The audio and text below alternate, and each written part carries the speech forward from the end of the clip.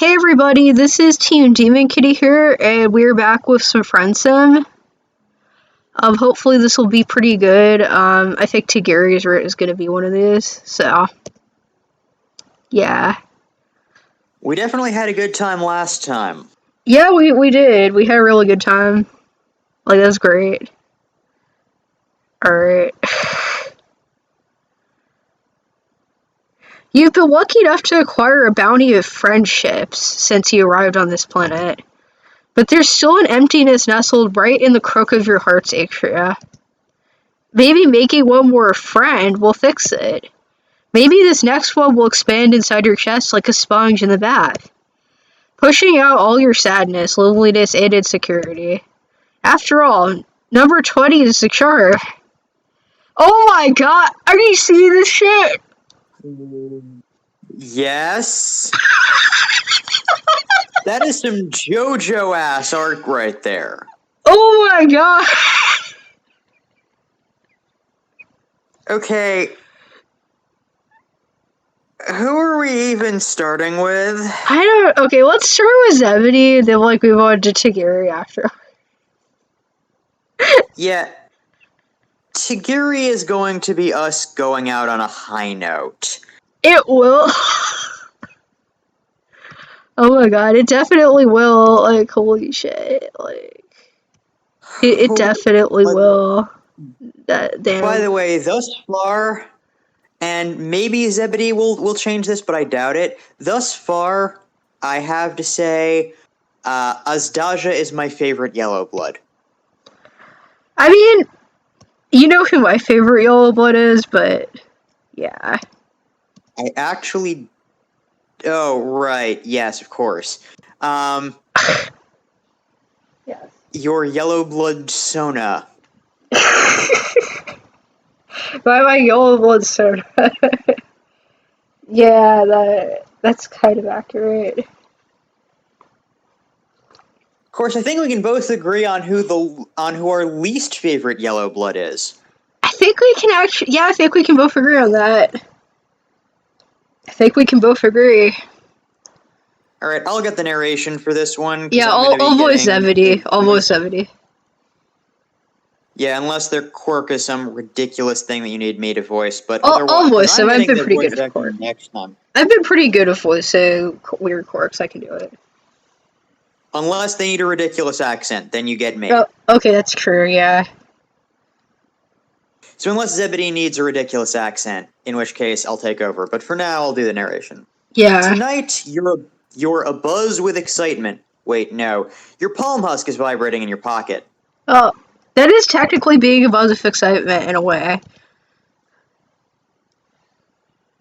Depends who's messaging you on said palm husk. One of your friends is contacting you. You pull it out and a notification pops up. Oh yeah, you were being contacted by a friend. Zzz, buzzing zzz is required to add you on is requesting to add you on Chitter. The message is accompanied by a little icon, blue with a silhouetted winged animal. Some of the similarities between this planet and your own are starting to stretch your powers of belief in coincidence. Whatever. You pull up the app and read the message from, could it be, your potential new friend. Oh my god, hi! I hope it's okay to contact you. Oops, I should introduce myself. I saw your picture on Kairava's stream. Oh, okay. Oh shit, it's one of Kairava's face. No, very appropriate that you're voicing this. Yeah, it kind of is. Kairava said his fans were freaks. Sorry, that their fans were freaks. I had to correct myself. I don't know why I did that. I think it's just because I'm used to the majority of yellow bloods being male, but like, it's a mental thing. Yeah. They said that most of their followers were freaks, though, so I wonder what that means. Does that make it less appropriate that you're voicing this person? I don't know. I'm one of their biggest fans. With a Z. But now I'm one of yours. Love those looks. Oh yeah, because we were on Kairava's stream with our awesome outfit. I think this person has a slightly buzzing way of speaking, like a bee. Okay, I'm trying, but I think they're a It's fanboy. I think he's a fanboy. probably. I get the feeling he's a fanboy. Anyway, I'd love to chat if you're open to it. If not, it's okay. You can just ignore me. Everybody else does. Could this be the universe reaching benevolently down to you a solid? It's like being given a giant pile of money unasked. There's gonna be some catch. There's gonna be some catch. I mean, Kairava said that, like, all of their fans were freaks. There's gonna be a catch. I know there will be. You didn't have to do anything for this friendship. You didn't even have to walk anywhere. All you had to do was join the fabled social media and it literally appeared in your pocket. Your hands are shaking a little as you go to respond. You don't want to seem too eager, or do you? You have no idea how to approach this. See, if this were me, I'd be weirded out by the fact that someone I've never met before is trying to make friends with me on the internet. That's true, but you are appearing on You are appearing on a stream. I don't know. Yeah, that's true. I'm appearing on a stream right now, and if some person who is watching the stream who I've never met before tried to actually personally make friends with me, that would still be weird. Like, don't get me wrong, I like all of our fans, but in a general, impersonal, I don't know who the fuck you are, but I appreciate you watching us kind of way. I'm open to friendships, potentially, if it's not the kind that are depicted in this game, for the most part. Well, you know, some of the friendships depicted in this game aren't bad. I said for the most part. Like, I mean, like, Cuperman Follicle and stuff like that. Or Zebra.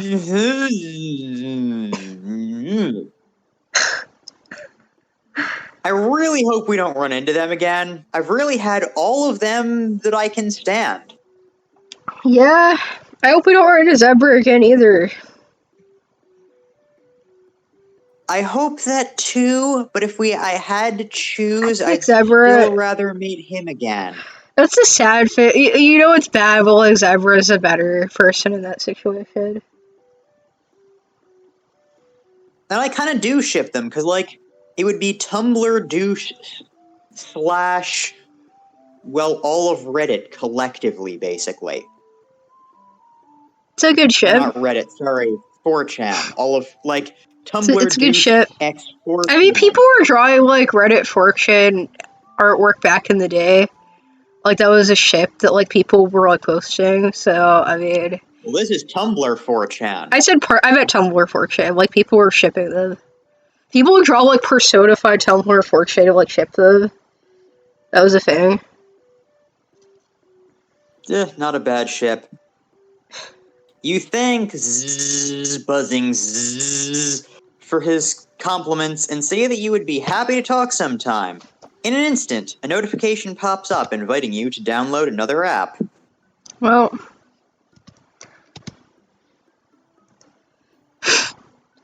You do it. And a video screen opens suddenly. Suddenly you can see your new friend's face. He's sweetly round and roly-poly and smiling at you broadly, and I still don't know who the fuck this person is. This is going to get weird. I have a feeling about it.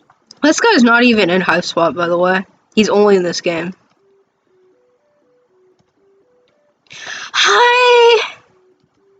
I'm Zebedee. I hope it's not too sudden to gripe me like this. Is it okay? Oh my god, you don't have to respond to that. Sorry for being weird. Let's start over. How do you know Kairava?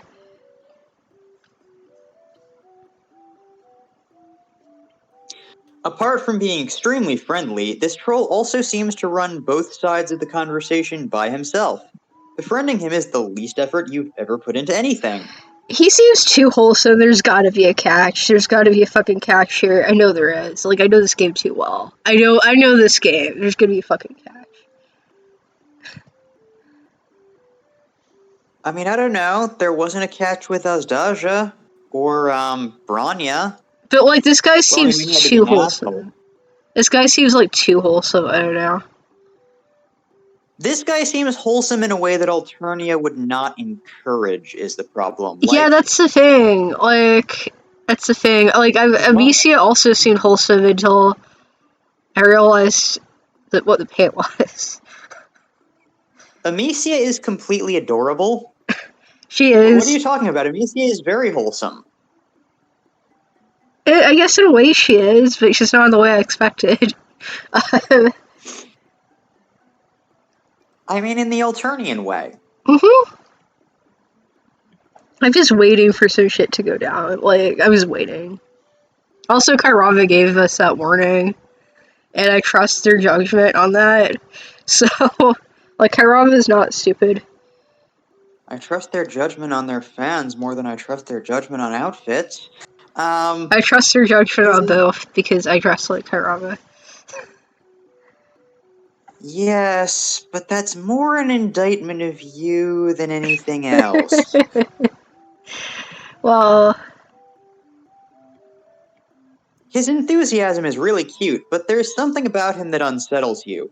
Looking at his hopeful face gives you a dark stab of humiliation you don't quite understand. yeah, there's something going on here. Oh, I have a sense where this is going. You swallow down the discomfort and tell him the story of your friendship with Kairava, leaving out Kairava's personal background. He hangs on your every word. That's so cool! Oh my god, his eyes are like sparkling. This guy kind of reminds me of like Steven for Steven Universe. I don't know why, but he kind of does. I wish I could hang out with you guys. Aw. Yup, this is going exactly where I think it's going. Oh my god, not that I imply you'd want to hang out. It's just no one ever comes to visit me.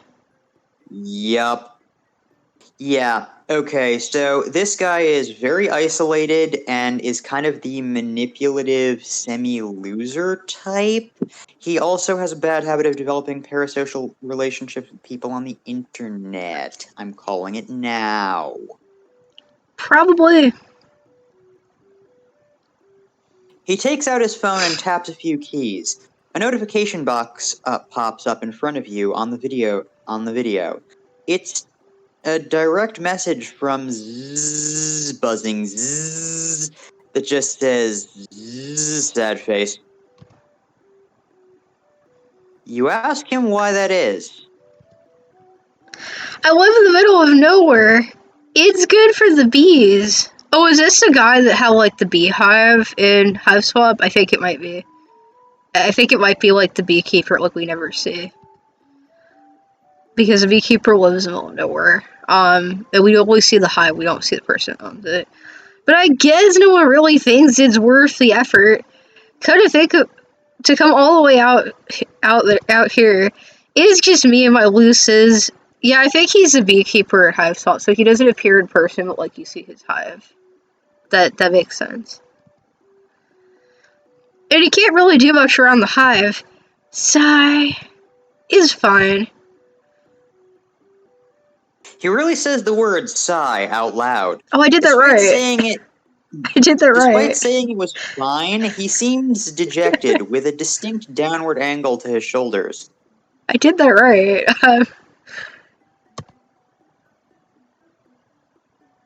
Sorry, his shoulders, his butt. Sorry, his shoulders? His buzzy accent is kind of getting to you. Oh, I guess we spelled it with a Z last time and I missed it. I'm gonna save, because this is precarious. Yeah, either of these could go somewhere completely ridiculous. Like, the thing with Hiveswap is, you don't know what you're gonna get. Yeah, it's often just kind of unknowable. I'm gonna ask him more about where he lives. I'm trying to be nice. And he does live in a pretty cool place. To see if he gets the beehive from Homestuck. Or Hiveswap. Like, assuming it's like the beehive that we see, I think like his place is pretty cool. I'm gonna click that. Is that okay with you? We don't have anyone in chat for me to ask right now, so I'm just gonna ask. My decisions get us bad endings 90% of the time, so I'm gonna just trust you. Alright.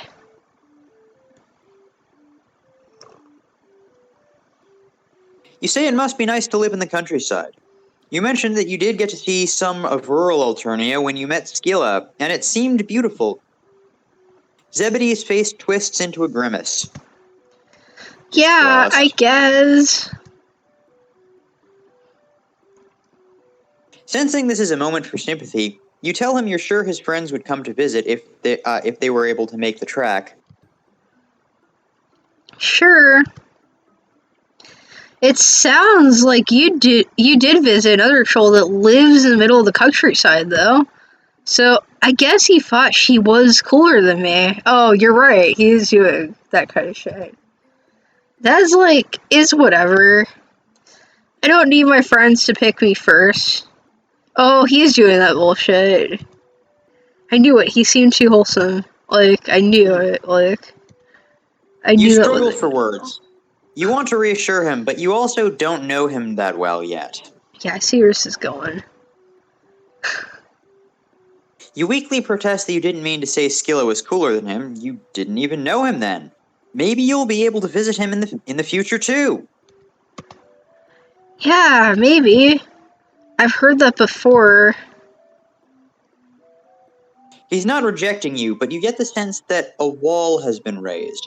You're sure you're going to keep chatting with Zebedee from time to time, but you get the sense you're never going to become a true friend. You wouldn't want to become this guy's friend, but whatever. Then again, actually, I just realized this guy is a dark mirror reflection of Slappy himself. Themself? Whatever. Oh shit, you're right. You're right. You're stuck in acquaintanceship limbo. Looks like you failed to earn his trust. Okay. Can I point out the god-awful pun of that stings? Yeah, I got the pun. Wait, it is. I noticed the hive behind him. That is literally the beehive from Hiveswap. So he isn't in the game, but like his hive is. I wonder if the other troll that they didn't include in the game is a person that has the artsy hive, but I guess we'll find out. Because we don't see that troll either, and they're not in the game. But you see a hive that, like, you don't know who it belongs to, so I'm wondering if that's also the case. Ask him if it's really fine. You tell him that you'd understand if he's not okay with it. After all, you say, it would really hurt your feelings if your friends didn't make any effort for you. Isn't that what friends are supposed to do? He gives you a grateful smile, some tension releasing from his frame. Oh! I would never ask that of anyone. I don't want to be annoying. Like, sometimes I really think with someone... I really wish someone would take the time to visit, but I totally don't blame any of my friends for not coming. Like, I understand that you have to decide which friends come first, and I just don't. Some people are just cooler and more fun than me. It is understandable. This really must be your lucky day. First of all, no one has threatened bodily violence toward you in the past 10 minutes. Your fear for your life is at a low-key, reasonable level. I don't know. I'm okay with it if Chicoot threatens bodily violence against me, but that's just me.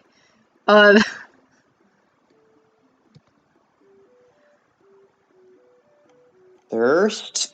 I'm literally drinking a drink. My first is being questioned. Second, this troll is making it really obvious that he wants what he wants you to do. This is a total slam dunk of friend opportunity. Okay, I guess that's a word now. I guess it is. I don't know. It's like the way I don't know. Like he's kind of a manipulative douche, but I also kind of like him. I like that face. It's like.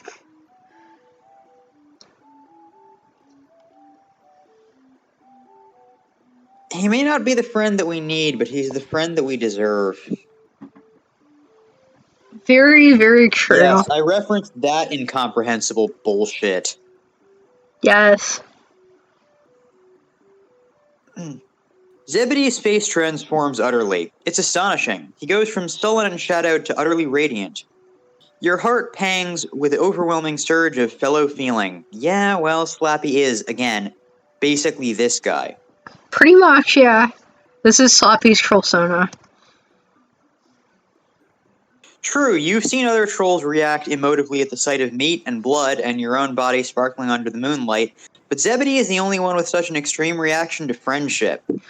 This guy is to Sloppy what Kairava is to me. Am I wrong? Am I wrong about that? No, this is Slappy, but a troll.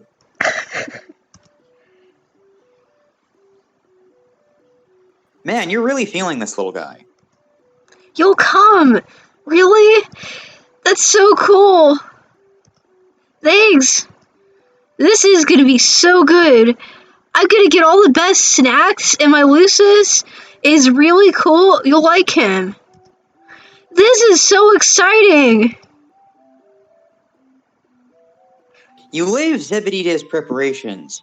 Even as a bubble of joy inside you goes a little wobbly, you aren't used to such high expectations from prospective friends. Mostly people just expect you to be an imbecile. I know this guy's a manipulative douchebag, but I also kind of like him. I don't know why, it's just like his enthusiasm.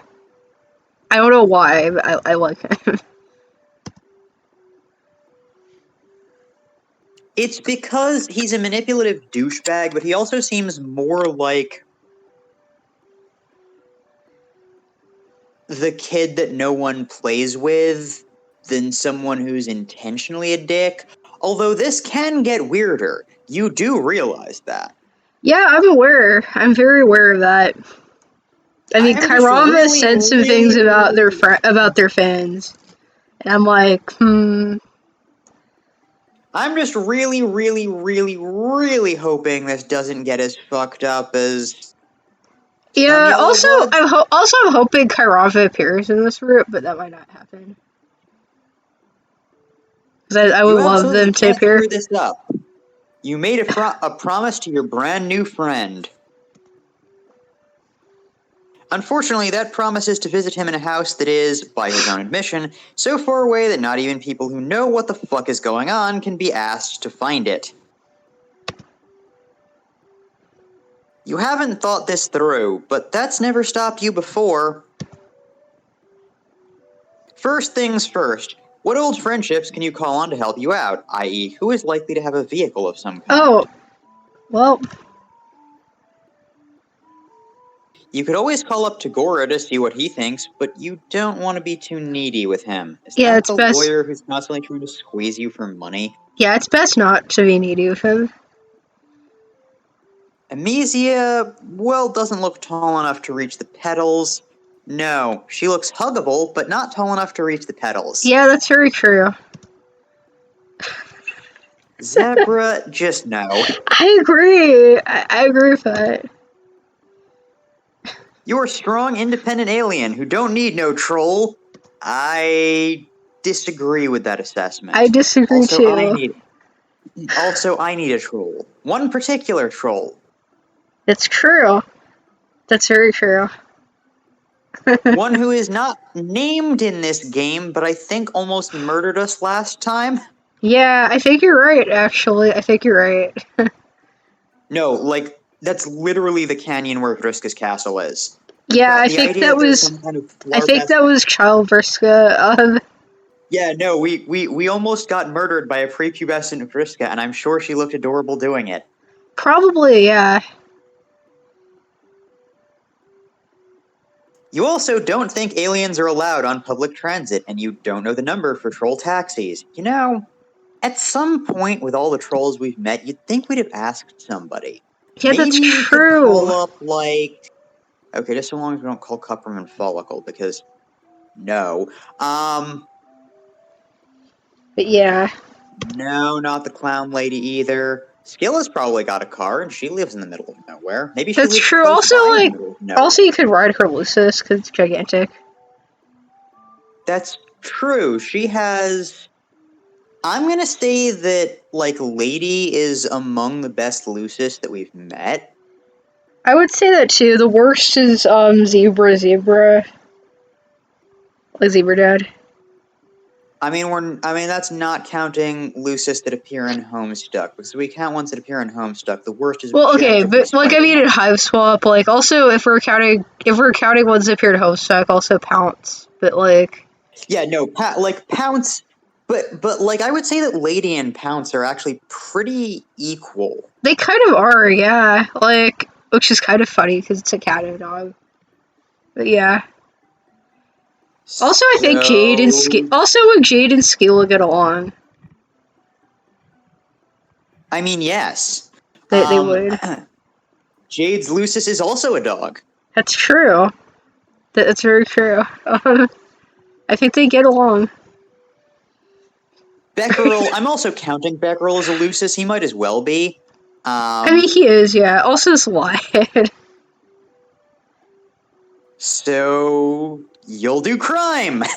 Perfect! That's a good quote. That's like a good quote. Actually, that would be my solution. Like, if I'm stuck, it's like, well, alright, time to do crime. I mean, you might as well at that point. You might as fucking well.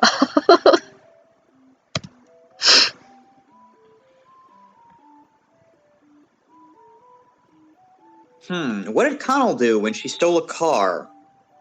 Punched the lock off with one big fist. You won't be punching off any doors, but eventually you find a car that isn't locked. Almost like someone helpfully left it for you. Haha, sucker.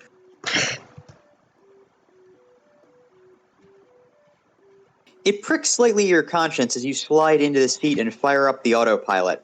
Heading out into the country once again. Well, we'll put it back where we left it. Plus, if it's a high blood who has enough money for a decent car, they also can just, like, call a cab anytime they want. That's true, yeah. That's true.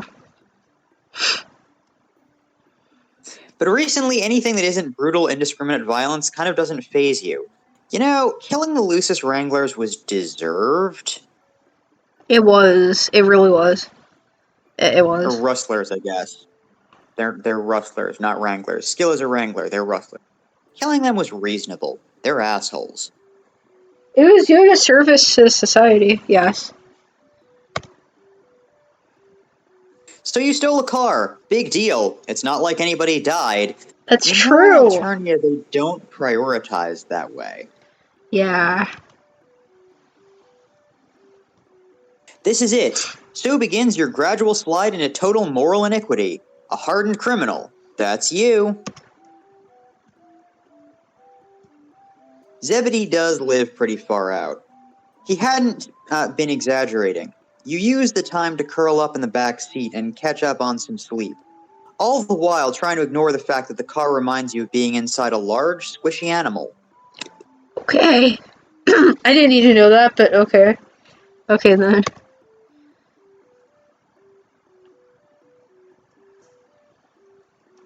At least you get a few radio channels out here. Oh, it is a beehive. It is a beehive. It's a beehive from Hiveswap. Like, we don't see Zebedee, but, like, we see his hive. And we see his Lucis. Zebedee's hive is big and buzzing. Literally. You hear a persistent drone of bees, and standing right outside is the boy himself. Oh my god, he's, like, vibrating. He's so excited he's bouncing on his toes, clapping his hands together. He has a gold symbol on his shirt. You wonder if he's psychic. You've finally been here long enough to pick up on racial stereotypes. Go you! Well, you're here! You actually came! I seriously can't believe that someone actually went out of their way to visit me! Well, you don't really have a way to get, to go out of, but you'll keep that to yourself. You're more than happy to accept the friendship points. Zebedee leads you into his hive, which looks like Scylla's. Looks like he made a lot of it himself. That should have been a period, not a comma. Yeah. There are hanging baskets of flowers and plants everywhere, and a zigzag shelf holding up a stack of colorful books. In one corner is a big screen TV and an entertainment center. Okay, can we just bring attention to, like, that, I don't know what it is, it's some, like, condiment shaker or something, but, like, it's shaped like a bee, and that is fucking adorable. Like, can we just draw attention to this right here? Like, the bee, like, condiment shaker thing? Like, that's just fucking adorable. Like, can we just draw attention to that? Like, I want one of those. Hold on. This guy is a yellow blood, and he's keeping bees. Yes. He is. You realize what that implies, Yes, right? I know about the mine honey. There's gonna be mine honey on this route, but, like, I mean, it's not that surprising considering Kairov is a stoner, but, like, look at the bee, like, condiment shaker. Look at how cute that is. Like, just fucking look at that. I'm sorry. Like, I want that. Like, that is fucking adorable. Alright, let's continue. Zebedee vanishes into another room and leaves you to get comfortable on the big couch, which is unsubtly striped yellow and black. The buzzing is pretty loud in here, too, and you look around for bees. You're not thrilled about the bees, honestly. You wish there was some music on your phone to drown them out. Not the bees!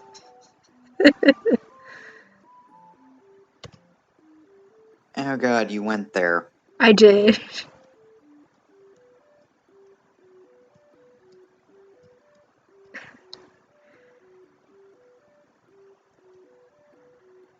You're thinking about following Zebedee and seeing if he needs help when your phone starts to vibrate. You look down and recognize Kairava's username. You're voicing that. I will. I mean, that's fair. That's fair. That's fair to say that voice in Kairava. I'm gonna say answer. It's Kairava.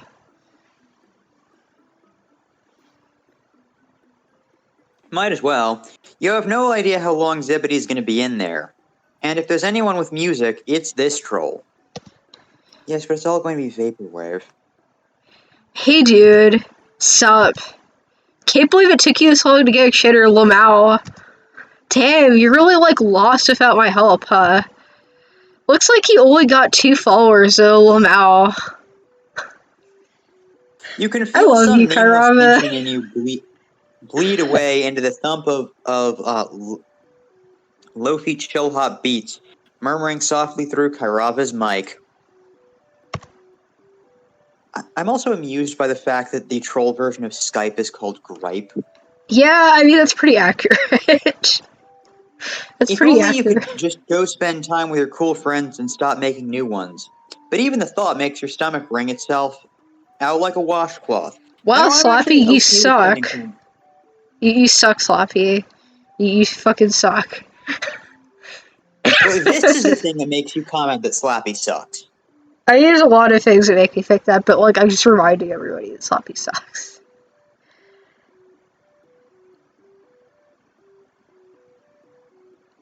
There's no point in wishing for things to be different from how they are. You'd do anything for new friends. Anything.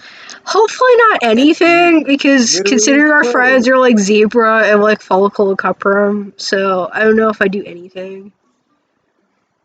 Like, it's a little bit too far. I wouldn't do a damn thing for any of the people you just named. Yeah, I wouldn't either. You ask them if they have any shitter advice. You know, on how to be a cool guy online. I mean, you definitely came to the right troll, but I don't know if I should be, like, managing your brain more than I already did. It's just risky for me, you know?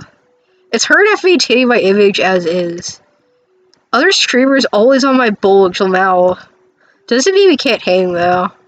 I mean, it was really chill last time. Also, I need my clothes back. No, I'm so sorry.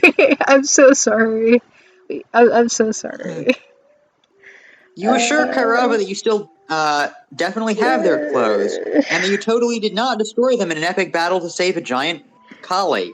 I'm so sorry, Kairava. I'm so sorry. I'm not? That's cool. No worries or anything. I was wondering if you wanted to hang out today.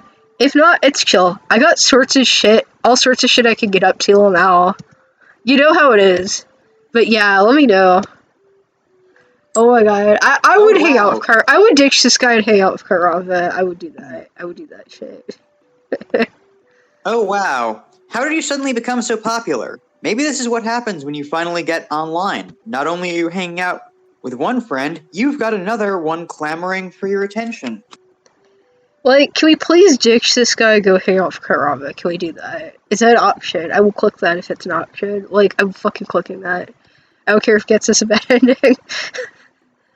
I mean, that's sort of like ditching Tavros to hang out with Vriska. It kind of Vriska is. obviously the better person to hang out with. It kind of is. It really is just like ditching Tavros to hang out with Vriska. Like, I mean, it's not quite like that because, like, thus far, this guy isn't quite as bad as Tavros, because while he is kind of emotionally manipulative, he also seems at least legitimately nice when you go along with him.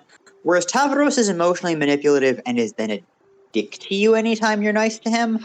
So yeah. It's like there is no winning, and actually the best end is the one where you throw him off a cliff, which is not an ending that's in the game, but it should be. Like, Tavros is just a cunt. Like, he just kind of is. Hashtag Vriska did nothing wrong. Yeah, I mean, it's just like Tavros is a cunt. Like, he just is. Well, okay, aside from murdering Aradia, because that was a little bit excessive. Yeah, that was wrong. She herself recognized that. She herself recognized that. I should say, like, Vriska is a good character. Like,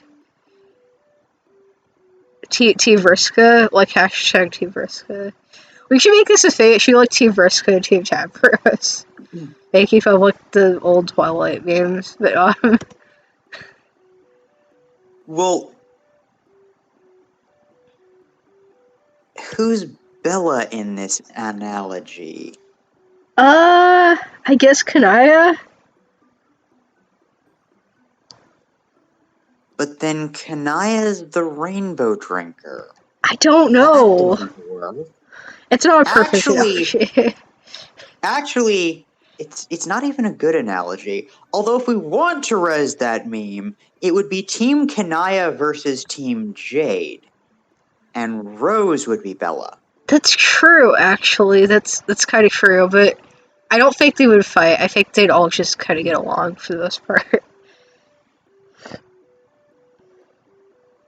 Alright, let's get going. I mean, realistically speaking, presumably they're going to end up being a menage a trois. I mean, like, honestly, I kind of ship the three of them in polyamory, so, like, it's all good.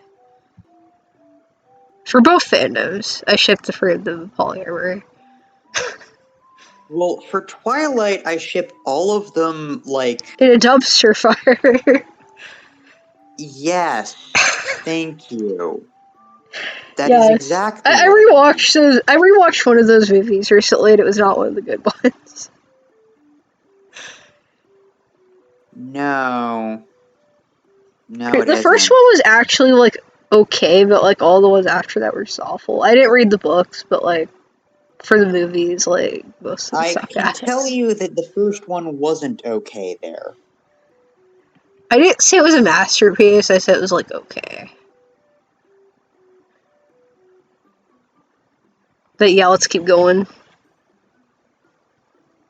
Social media is amazing. You tell Kairava you would love to chill, but you're currently out in the middle of nowhere hanging out with someone else. Also, thank you to our one person watching right now. Thank you for that. So, like, just, like, if we get to another decision, like, just, like, put in your input in the box and stuff. Because we will like that, so yeah. Maybe Kairava has heard of him. Zebedee Tongva. Surely everybody on the internet knows each other. This is gonna go bad. I'm feeling it now. Kairava's gonna shit talk him. I'm just, like, calling it. Like, cause I just, like, vibe with Kairava, you know? Like, I don't know him. Sorry, lol. I guess he doesn't know him. I guess they don't know him. You spell out Zebedee's Chitter handle. Oh no! I was right the first time. Does a complete Kairaba's face does a complete dance, or complicated dance between shock, worry, and wry amusement. Okay. That's what I expected. Oh dang, Lamau. What are the odds? Small internet. So Kairaba does know him. I mean, I know of him. Man, awkward. Are you guys tight though? You tell Kairaba that you aren't tight yet. Pretty loose. But you're working on it. Which is why you're currently in the middle of nowhere, sitting on this bee-themed couch. Kairaba scratches awkwardly between their horns.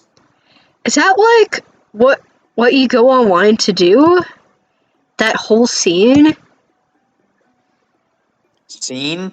The only scene you know is the friendship scene. And possibly the clown scene. And the meat scene. I don't want to know the meat scene. I wish I had unknown that, you know? I wish I had unknown that. Actually, you may be in more scenes than you give yourself credit for. And you get the feeling you're right on the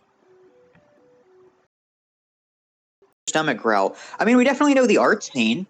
Like, That's we true. know multiple artists at this point. We do. And We know, honestly, like, we do know multiple artists at this point. We also know the streaming scene, because we know some streamers by this point, including Karama.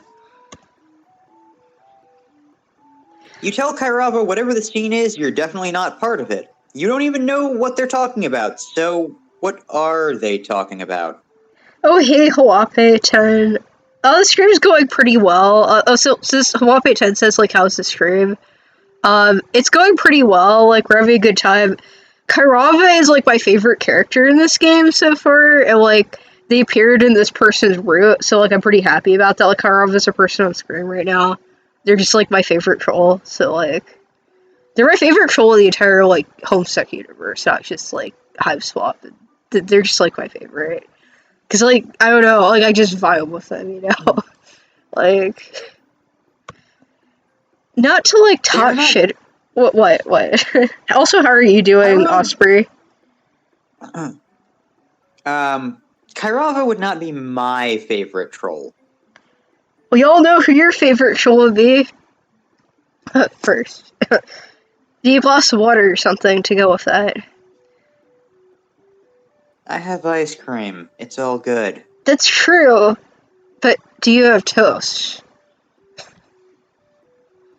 I don't even own a toaster. Remind me to get Which you a I'm toaster. realizing could cause significant problems. It'd have to be a toaster oven so that it can close. I have a toaster oven, and it's unusable, but yeah. I need to get that fixed. Not to, like, talk shit or whatever, because God knows golds who live in a glass hive of tenuously curated online social interaction shit from stones or whatever. Fuck knows, I got up to some shit back in the day. Oh my god, bruh, like, fucking... Oh my god. 5. But you maybe shouldn't hang out with this dude. Especially when you're, like, right on the edge of breaking out yourself. I mean, you have to be careful with this shit. I told you what happened to me internet fame.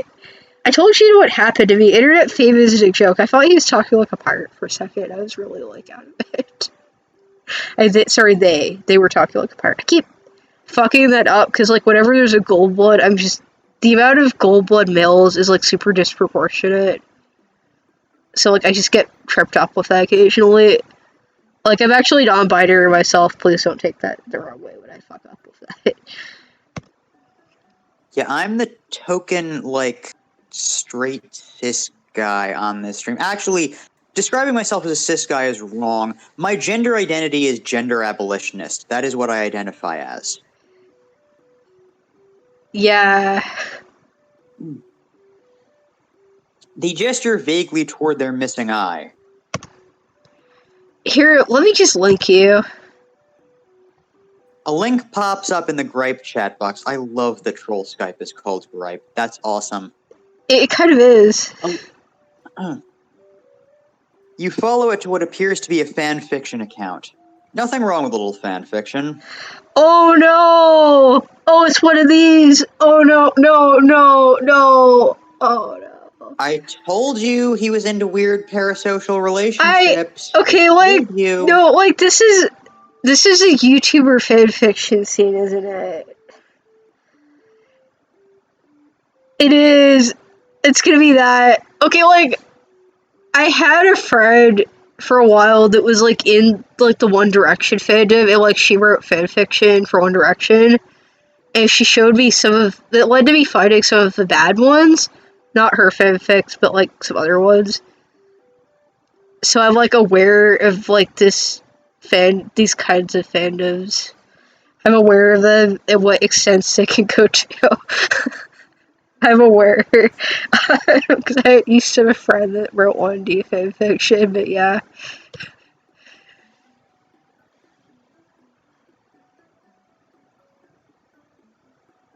You've never been much of a writer yourself, but you're pretty pro anybody doing whatever they feel like, as long as it's not gruesome murder.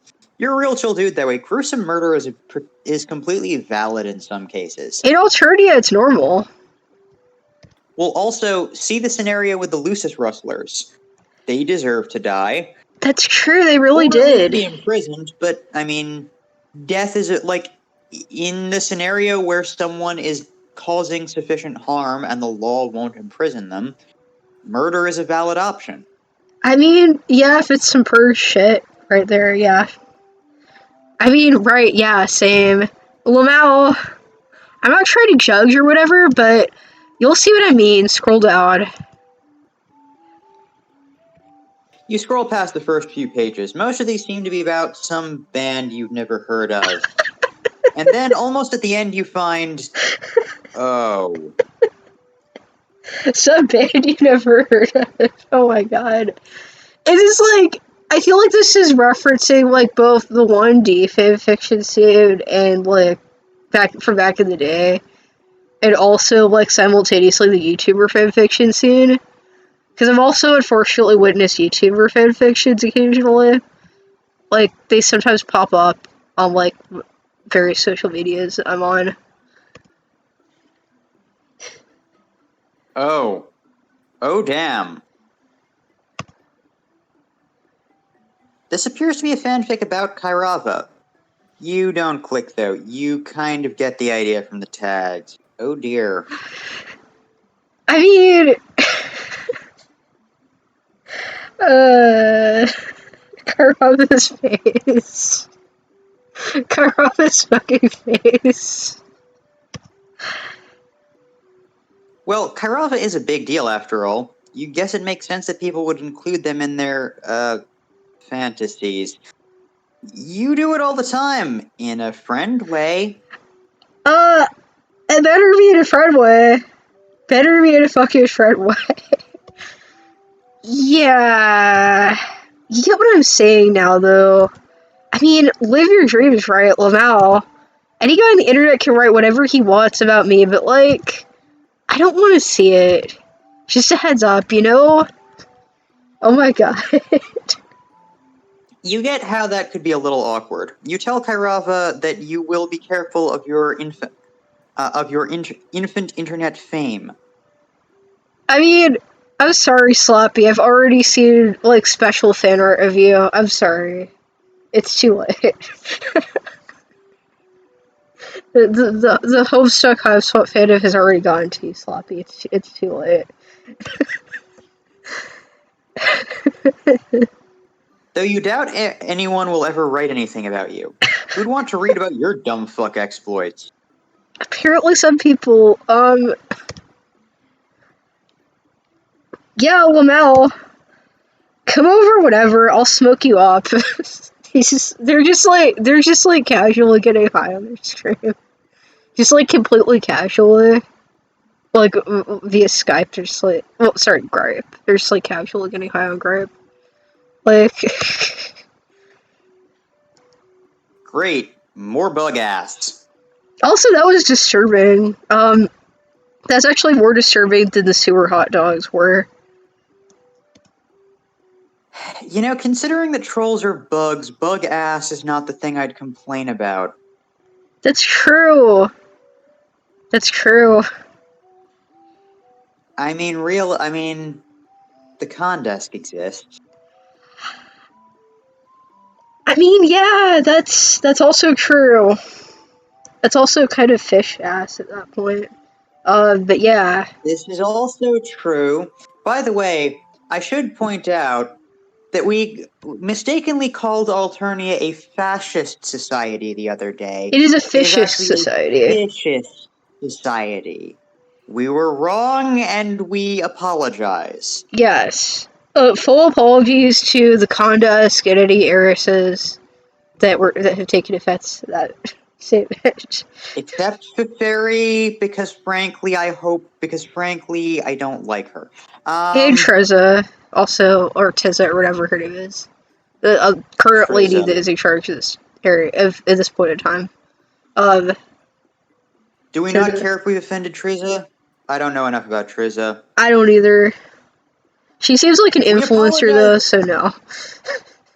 We apologize to the Condesk / Mina / they're basically the same person. Yeah. They're both badasses, so. Also, I mean, Mindfang is also a troll, and trolls are still bugs. They Just are. putting that out Although, there. you can make the argument that Mindfang is an arachnid. I think most people would still classify that as a bug. I guess that's true, yeah. Although not scientifically, because scientifically bug actually means something very specific. Yep. You can read? Yes, we've gotten enough into etymology at this point. Yeah. Although there are individuals with whom I would get much, much more into etymology. Also true. But this isn't that stream. You end your call with Kairava and navigate back over to Zebedee's fanfiction account. You pick one of the ones not about Kairava, one of the teen-rated ones. Yeah, you better fucking pick that. don't you be picking that other shit now. You don't have anything against erotica, but maybe you'll save it for later. I would read Alternian erotica, although Does this mean that Sloppy's going to read like Kairava like NSFW fanfiction later? Okay then. Oh, okay, Sloppy. Alright. Sure. I don't want to kick shame Sloppy, but like, are you okay, Sloppy? Whatever works for you. um, like no intention of kick shaming Sloppy. Sloppy is okay with that. That's cool. I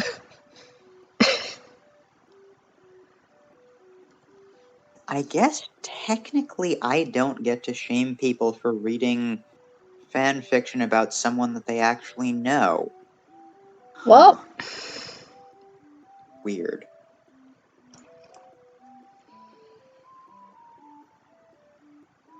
That was really an obscure reference, and anyone who doesn't personally know me has no idea what the fuck I'm talking about. it's an Doesn't in matter. joke. It's like a friend in joke. Like, you know.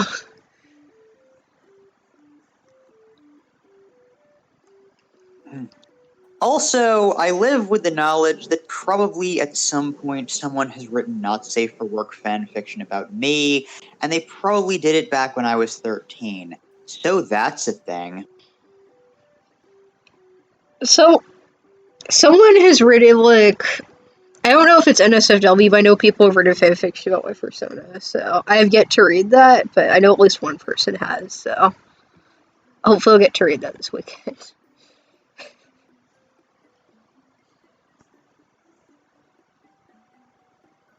So my persona is not technically me, so.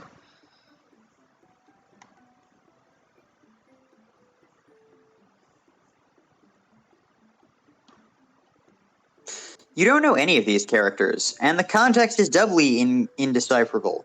The troll music business. But if this is really Zebedee's writing, he's pretty good. You have such talented friends. It's actually good fanfiction? Oh shit. This is throwing me for a loop. This is a plot twist I wasn't actually ready for. I'm making a judgment face. You can't see it, but I'm doing it.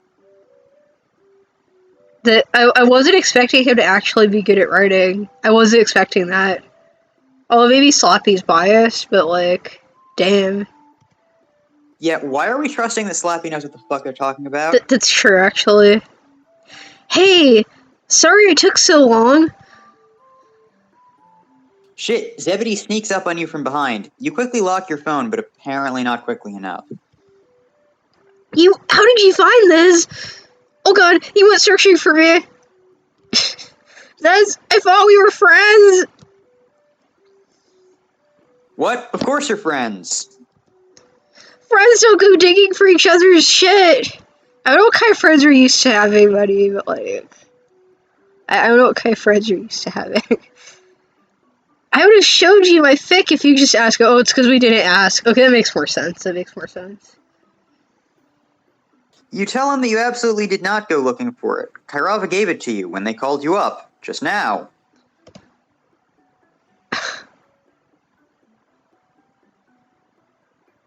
Zebedee's face closes down. Is it just you, or has the sound of the bees gotten louder? Oh, right.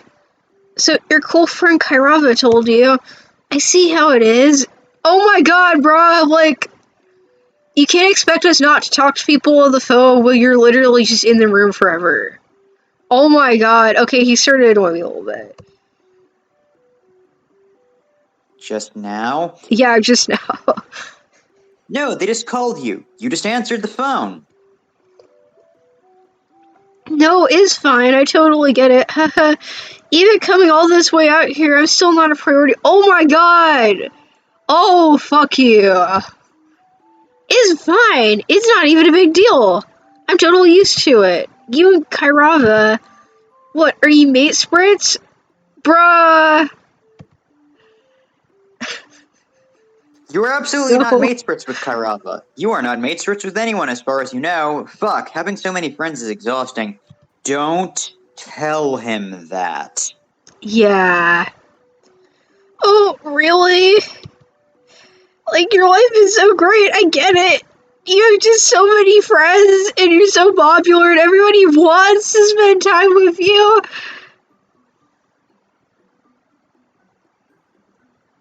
Zebedee is crying and not trying to hide it. It's very sad and extremely awkward. You feel terrible. Also, like, kind of a dickhead. You really should have felt like that a lot sooner, Slappy. Also, this is literally you. What? Oh yeah, it's Sloppy's troll soda, yes. You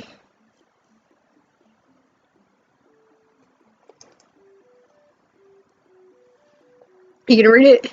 You're always doing all this complaining about your lot in life. When you tell the truth, you've actually got a lot going for you. You have all these amazing friends who go out of their way to check up on you and ask if you want to hang out. Of course, all that complaining is just your internal monologue. It's not like anyone can hear your thoughts. Thank God for that. Yeah, this guy is literally just Sloppy's troll soda. Like, it just is. Well, I'm so glad that you and Kairama have each other. Maybe you can go hang out with them and make fun of me or some more. I will! Bruh, Don't think that I won't. Bruh, stop this shit, man. Stop it. Also, you wrote that and posted it publicly on the internet. Yeah, like, with the same handle that you used to contact us. It's not like we didn't have the opportunity to. What's the troll equivalent of Google? yeah, also, I think he's more upset that, like, we talked to Kairava while he was in the room. But yeah, like, it's just, like, we could have found it on our own, buddy. Like, you really weren't trying to hide that shit very well. Yeah, no, if you don't want people to find out that you write bad fanfiction, don't attach it to any of your public profiles. Yeah, like, just don't.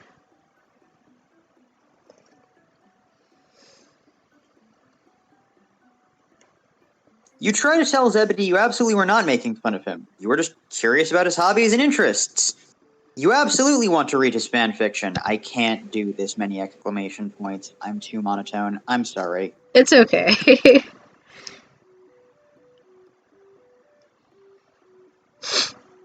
But the kid isn't listening anymore. Fuck, you hope the car has enough gas to get you back to civilization. Okay, that bad ending wasn't on me. Like, Zivity is just kind of like a douchebag. Like, how could I resist like answering a call from like Kairava? Like, Kairava is like my favorite troll. Like,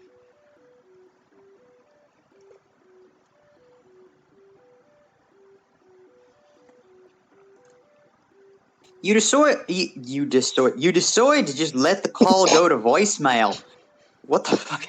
I think I just combined like Northeastern Jew and Australian with that accent. What the fuck? also disclaimer: we are both from Jewish families. But yeah, I think we did. I think we did.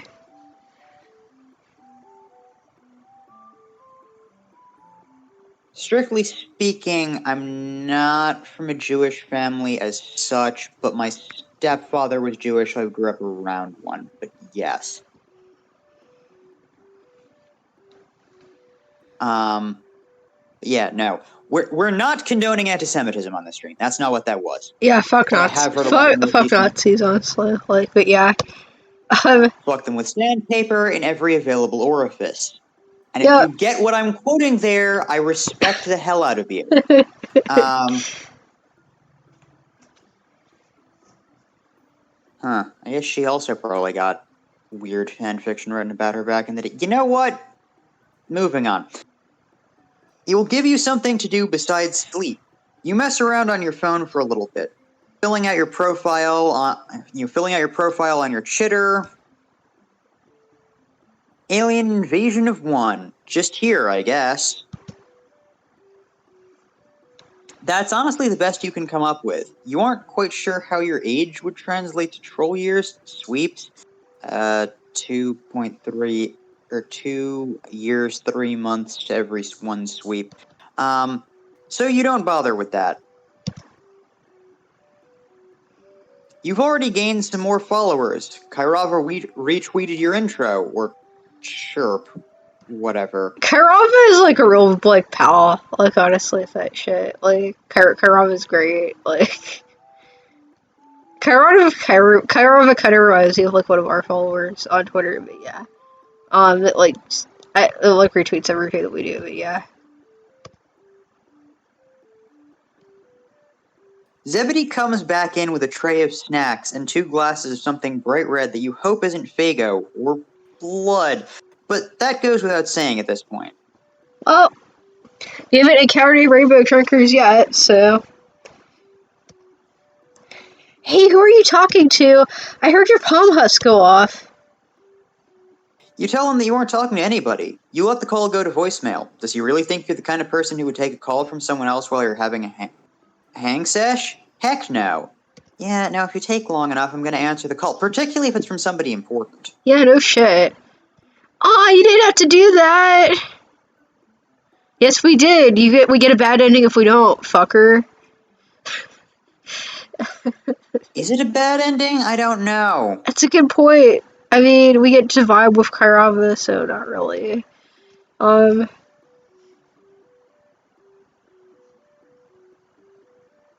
Zebedee says that, but he's obviously incredibly happy that you did. He sets the tray down and hops up onto the couch next to you. So, what do you want to do? I have a bunch of really cool stuff we could check out, but I don't want to make you just do whatever I wanted. I know we barely know each other. You tell him that whatever he wants to do is fine with you. You aren't picky in any sense of the word, which is I like this guy more than Tavros, though. I like him more than Tavros. At least by doing what he wants, he's actually decent, whereas Tavros is just a cunt. Hashtag Vriska did nothing wrong. She did one thing wrong. Only one. I'm under the impression. Hashtag Vriska did one thing wrong. Okay, but she worked really hard to make that up. She did. She did. Like, she's still a good character. Admittedly, Like, Equius fucked that up for her. Also, Equius is a horrible person, and not nearly enough people acknowledge that, because what he did with Aradia was not okay. yeah, it wasn't great. / anyone who is okay with Equius but condemns Mindfang as a massive hypocrite. Also, for our non-Homestuck viewers, like, Equius basically puts Aradia in a robot and programs a robot to love him. It's, like, kind of fucked up.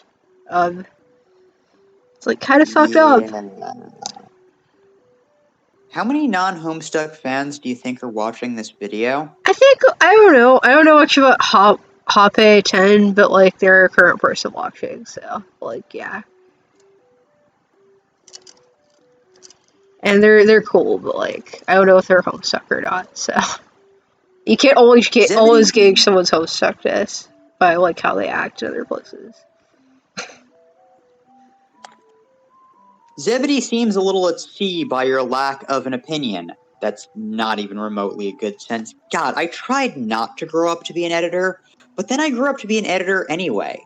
You did. It was the one thing I was really determined not to be. I mean, there were other things I was determined not to be, but, like, those are just the general things you should be determined not to be. Like, I was determined not to be a Nazi, but that was more just because I'm not actually a complete piece of shit, and also I was determined. Like, there's a lot of things I was not determined to be, and I became anyway. Yeah, but you didn't become a Nazi. No, So and I can be thankful about that. I mean, to be fair, Nazis would kill both of us, so They we would. believe in killing them first. Hashtag that was a joke. We don't actually believe in political violence on this stream, whether or not we have advocated for political violence against theoretical fascist governments in the past. We are definitely very anti-violence here. Yeah, like, yeah, we're just joking around. Like, don't take that seriously, please. Unless you actually live under a fascist government, in which case, actually, well, try not to get killed, but also if you can overthrow them, do it. Yeah, yeah, like, yeah, I agree with that sentiment. But we definitely don't support political violence, even if I just said that we do under some circumstances. We definitely don't if Twitch TOS says we shouldn't.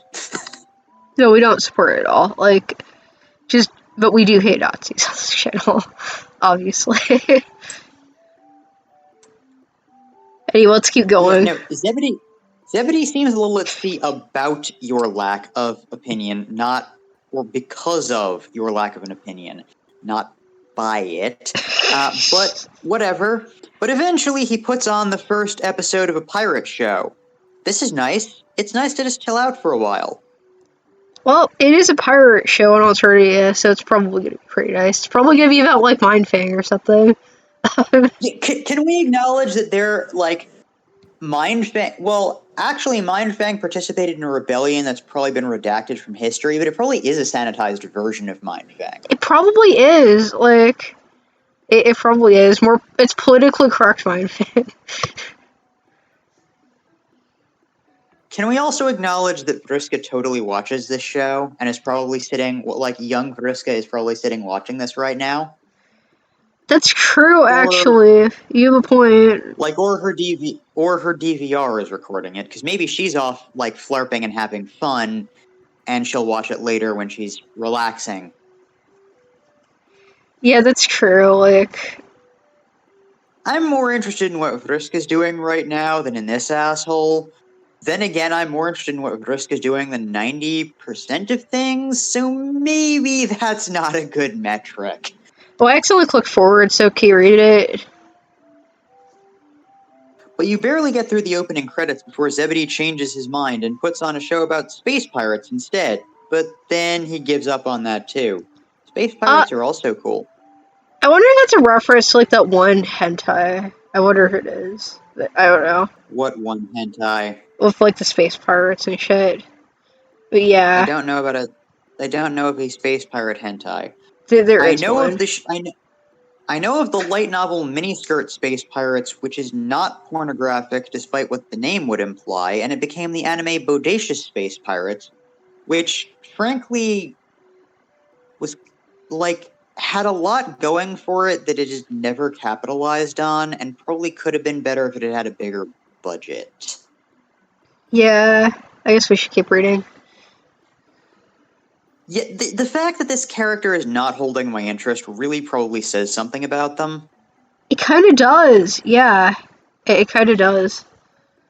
He keeps looking at you for input, but the extent of your experience with troll pop culture is Kremele's knockoffs and that one shitty romance flick Polippa took you to see. Does Well, Polippa watch shitty Wait, she's a green blood. Of course she's into shitty romance.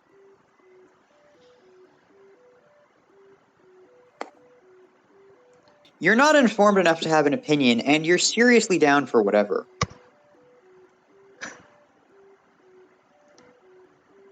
Zebedee does the same thing with video games for a while, becoming increasingly more distressed. Jesus, dude, you can't even figure out what to do. yeah, you Do just not pick have your own something. truth. Wait, of course he doesn't. You feel deep empathy at his plight, but also mild annoyance. You understand this unreasonable fear of beefing it in front of your friends. You feel like that pretty much all the time. Deep empathy, but also mild annoyance is generally how I feel about this character, honestly. Like,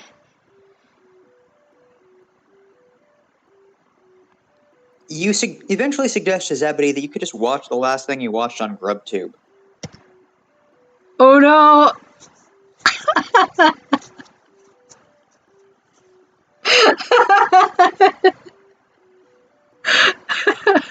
Zebedee goes a delicate gray color that you've come to realize is the troll version of a Blanche. The art does not match that. The art team and writing team needed to communicate more. Is it like somewhat, is it something fucked up? Yes. That's,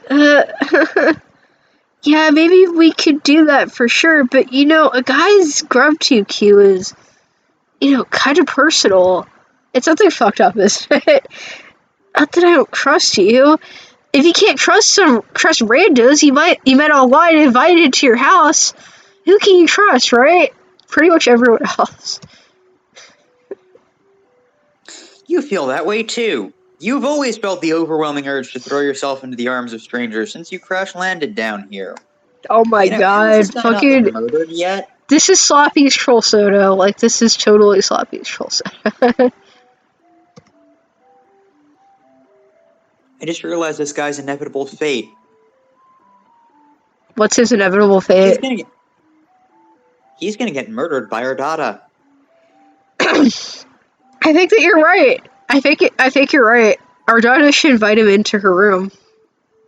Because she has everything in her room. And I won't feel sorry for him. Not really. He will get to become a GrubTube star though. Like he will. It's just not the way he wanted to. Don't care.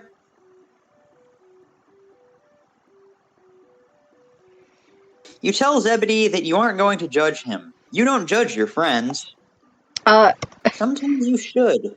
Yeah.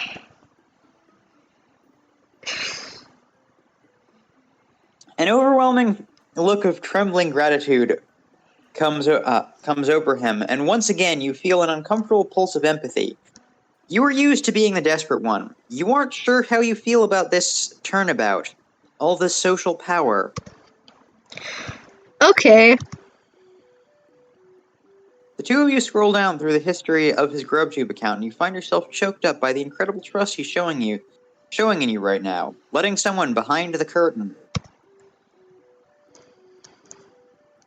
There doesn't really seem to be anything worth getting stressed over.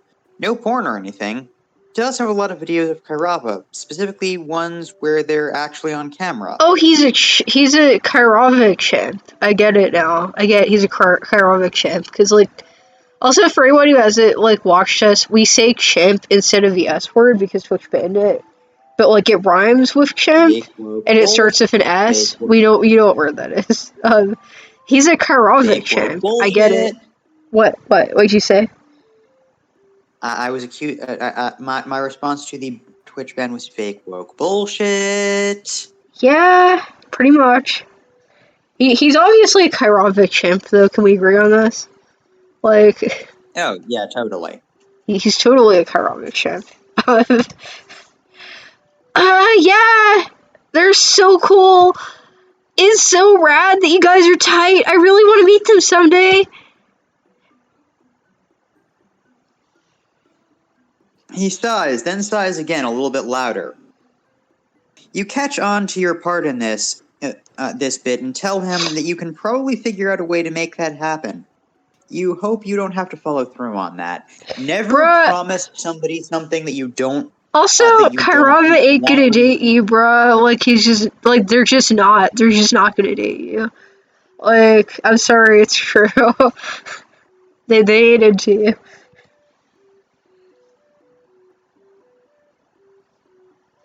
Kairov is a busy guy, and you aren't sure they actually let anyone into their hive. Well, besides you.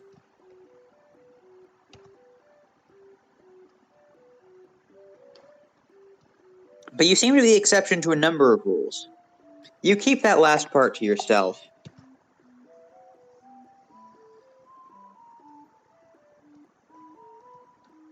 The rest of the videos in his recent history are about a band called Hatch to Dance. Music videos, interviews, and a compilation of vlogs. You ask him what all this is. You've never heard of H2D? Really? They're so cool. They're my fave. I mean,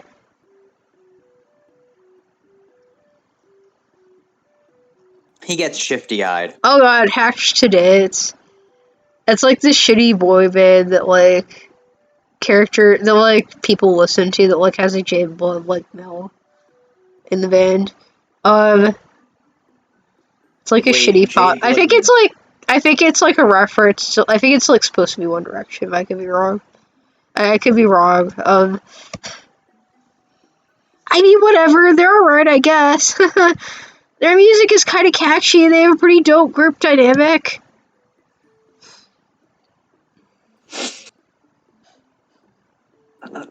You mentioned that all of them seem to be pretty good looking, too. Really? You think so? You point out the guy with tall horns that swoosh into hooks and a lot of white hair that falls into his eyes. This guy is particularly handsome. Him? I mean, he's okay, I guess. If you're really basic. Not that I think you're basic or anything. He shows you some of the music videos. They have really high production value and extremely elaborate sets. All of the band members sing and dance and get very close to kissing each other. Oh no, this is K-pop. I was wrong. This is totally the K-pop fandom. This is actually the K-pop fandom. Do people actually watch K-pop as anything other than porn? I'm curious. Yeah, I mean, there's some bands that have, like, legitimately good music. Like, I listen to K-pop for the actual music. I'm one of the few people that does, but, like, I wouldn't call myself, like, a K-pop fan, because I'm not really in the fandoms, but, like, I will occasionally listen to, like, K-pop music because I think that it's good. I legitimately like the music.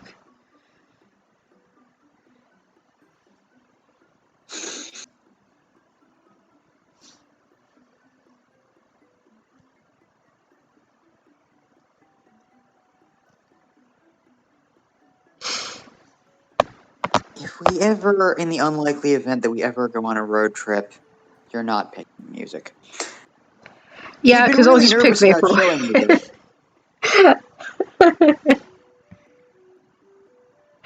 That was a stupid joke. Is Vaporwave something that people listen to for reasons other than to fall asleep I mean, to it? I was joking because you called Karov my Trolsona, so it's like I'm just gonna pick Vaporwave. Was I wrong? That's the kind of music Karava creates, is just Vaporwave. When I called Kairava that, was I wrong? Hmm.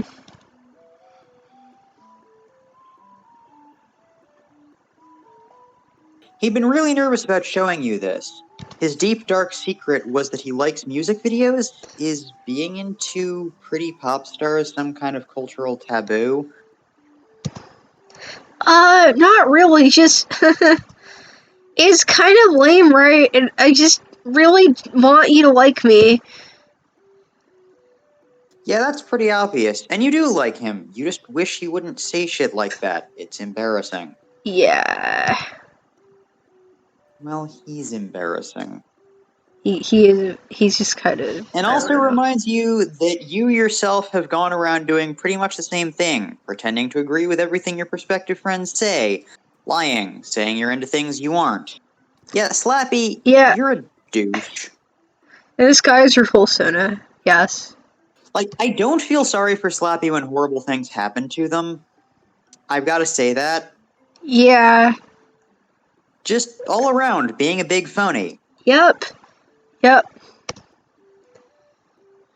The circumstances are different for you, though. You're an alien. This is a hostile territory. You don't have a hive, or a lucis, or even horns.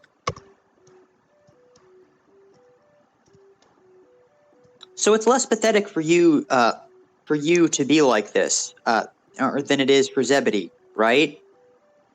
Yes. Yes. Which is not to say that it isn't pathetic or unlikable, but less. Deep down, you know you're full of shit. You're just coming up with reasons to excuse behavior in yourself that you condemn in others. You hang your head in shame.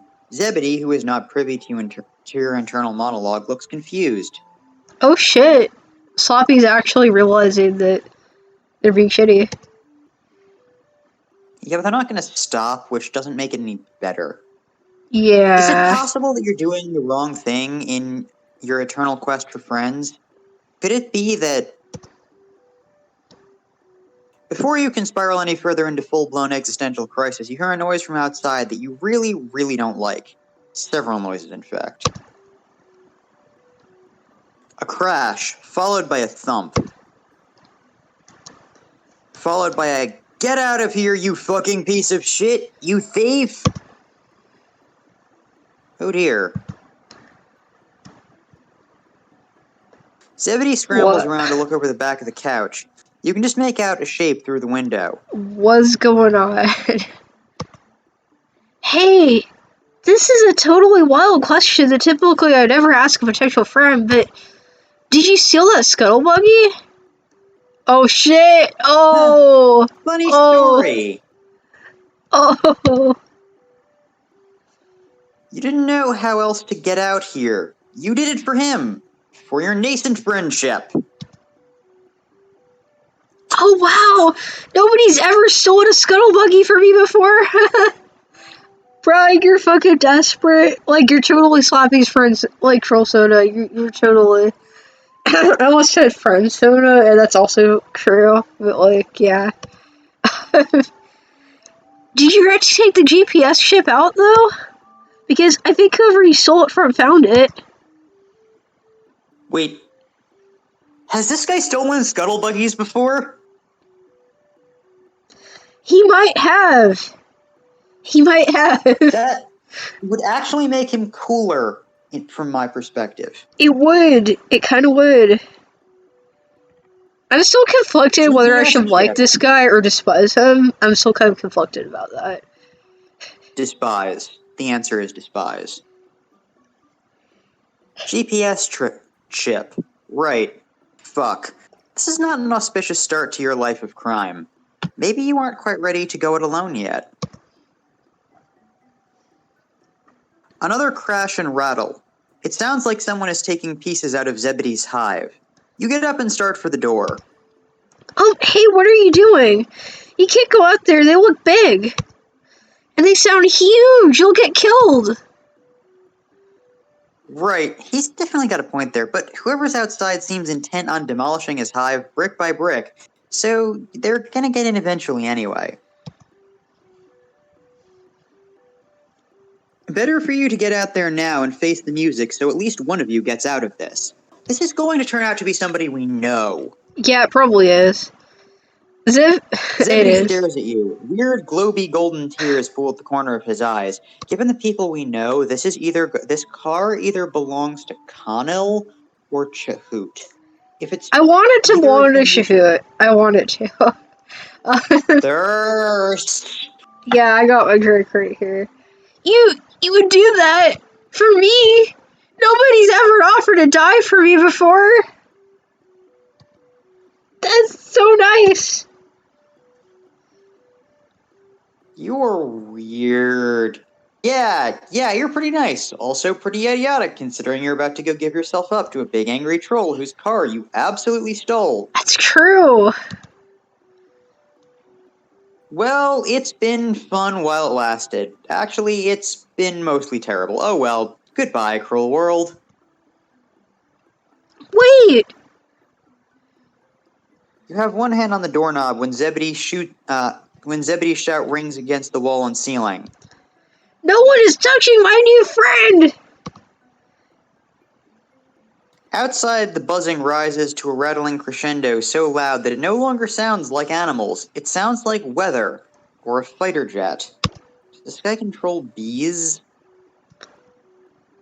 The intruder screams. You wince, but you're also overwhelmed by gratitude and excitement. Zebedee did that. For you. The screams stop after a few seconds, and the buzzing gradually recedes. You and Zebedee are left staring at the door, then at each other.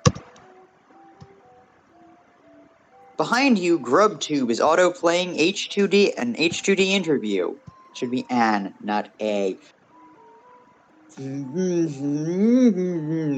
The fact that I'm even correcting the punctuation. I can't punctuate my damn self, but I can tell when you're doing it wrong. Little ambient crackles of the white electricity you've come to associate with psychics wreathe Zebedee before that fades too. Did he seriously telekinetically gather up a bunch of bees and just throw them? Oh my god. No, that sounds hard and potentially dangerous for the bees. I more just ask them nicely. I'm bad at it, though. Sometimes it doesn't work. Well, it sure worked this time. Telepathically, like, asking bees. Yeah. Zebedee nods, then he nods again. Yeah, that was pretty cool, right? The two of you venture outside to see what's going on. Nothing is going on. The night is quiet. The car is exactly where you left it, and there's no sign of the bees or the intruder. So either they ran away or got stung so many times they dissolved into sludge. Either way, it works in our favor. You feel another pang of conscience, but it's not enough to cover up your ecstatic surge of happiness when you see how chuffed Zebedee is to have set some bees on a guy. You tell him you're grateful. You think about adding that you're proud of him, but you don't want to literally make him explode. You let him hug you instead. I would not. He does seem pretty huggable, but also he's kind of a douche. Guess this means you have a scuttle buggy now. Yeah, spoils of war. You want some buttery exploded kernels? I made them myself. Well, I put kernels in a pot and explode them. You tell him that sounds great. He's honestly pretty fun to visit, minus the sudden attack. You're having a really nice time, and that part was honestly your fault. He should quit putting himself down so much and being such a desperate piece of shit. He should. Yeah. This is very true. Also, when Sloppy tells you you're a desperate piece of shit. When Sloppy tells you you're a desperate piece of shit. It's like saying something. You mean that in the nicest way possible, and it's pretty good advice in general. You know, just to have floating around out there. Oh, I guess that's hatched it. Okay. None of them has white hair. I guess that's one we don't see on screen or something. We can be Also, I'm going to friends. comment. Oh my god, the puns. Also, I'm going to comment that I really hate popcorn. I like popcorn, but I hate the smell of it. Which is weird. Also, I like how Tegiri's thing just changes into JoJo's reference. Like, the second you hover over it, it's just like instant JoJo's reference, you know?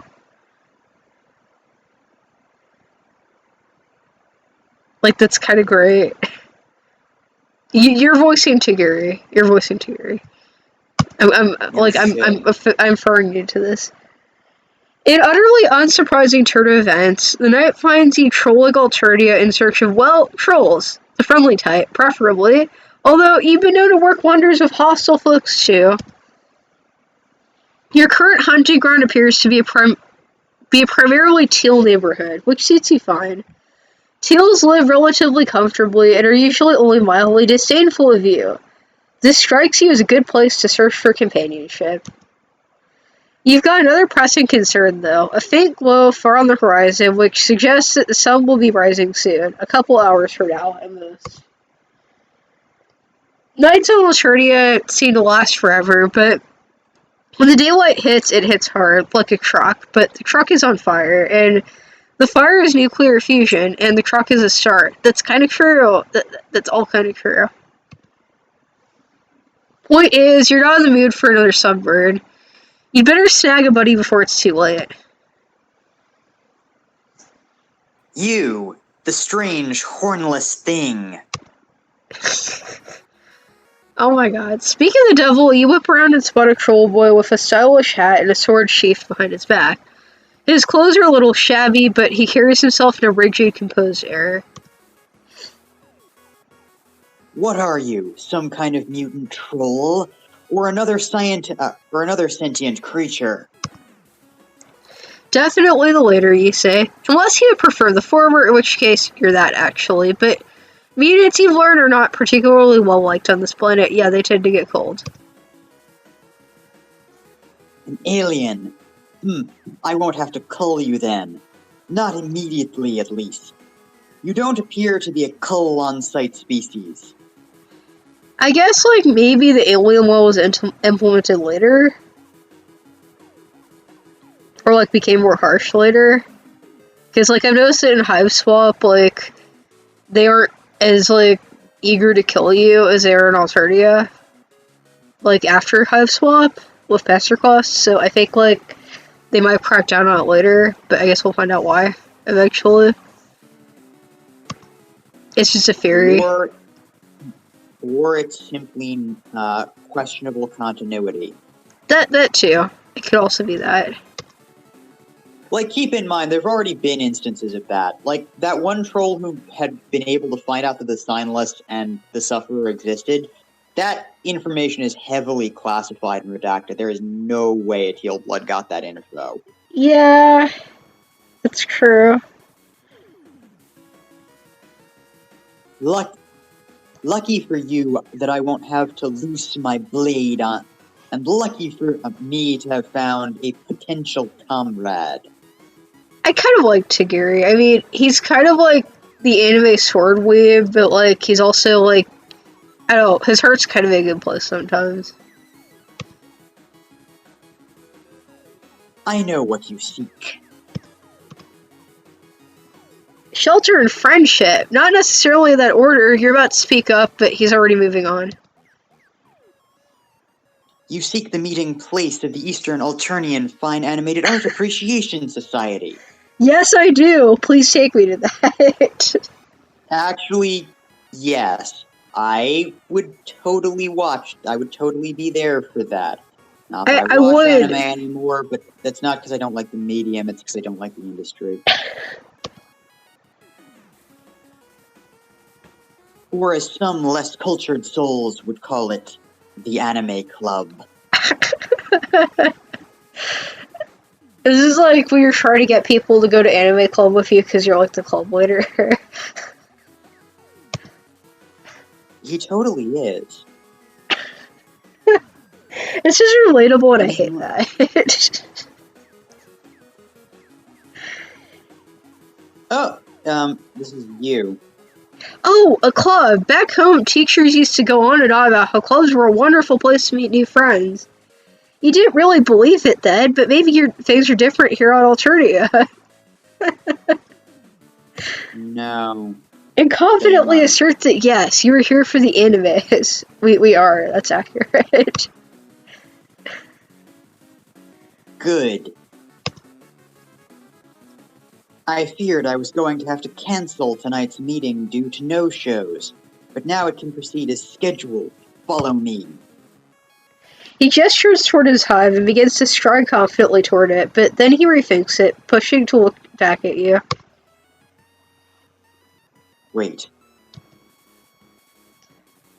Subs or dubs? Subs, obviously. Yeah, obviously subs. Like, fuck dubs. Like, I'm gonna save it anyway, but, like, I'm pretty sure we have this in the bag. Like, because honestly, fuck dubs. Like, I mean, like, subs all the way. Oh! It's entertaining how wrong you are. Really? Bruh! What the fuck? Oh my god! You piece of shit! No, I'm kidding. Dubs are okay, but like... Well, it depends on the anime and it depends on the dub. I agree with that. Like, there's some decent dubs out there, but like, I generally prefer subs, but there are some generally good dubs. Like the ones that involve Crispin Freeman. Yeah, like, there's some decent dubs out there. There's also some where it's like they're kind of even with the sub. I've watched Death Note in 3 languages by now. The English dub of Death Note is not on par with the original by any No, standard. I prefer the original, honestly. The Korean one's pretty solid, though. That may well be. Also, we do need to take a moment to make fun of, the, Netflix Death Note. The what? Netflix live-action Death Note. Oh yeah, we gotta make fun of that. That movie sucked.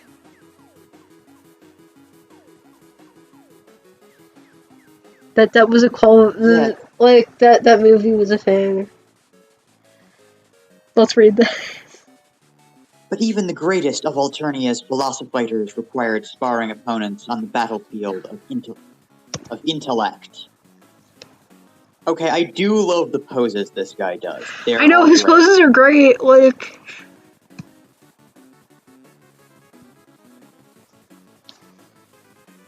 To challenge your assumption with my superior logic and taste, will be a fulfilling task. Okay, I can see why this guy got called Troll Ben Shapiro, but also not... Like, Ben Shapiro isn't the only person Also, this guy's nicer than Ben Shapiro. Like, he's a lot nicer. Well, he's willing Ben to... Shapiro is not the only debate bro in the world. There are debate Also, bro, I mean... Also, I doubt Ben Shapiro would be willing to sacrifice his life for, like, a friend. So, you know. Nor do I think Ben Shapiro has the capacity to relax enough to watch anime. That too. There are debate bros who are massive weebs, you know. Yeah, there are. And I mean besides me. I was about to say. I mean, yes, I am a debate bro. And also, yes, we need to get this guy. Like, this guy needs to meet Dirk. This guy also needs to meet Dirk.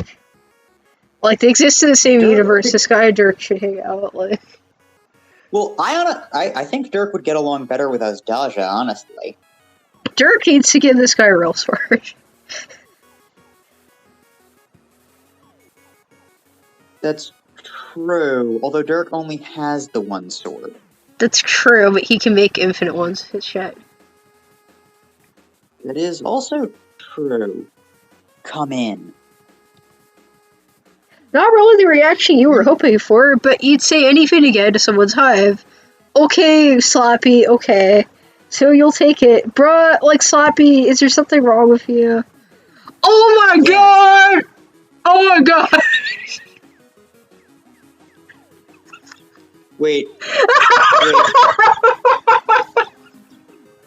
Is that Drishka on that pillow? Because it looks like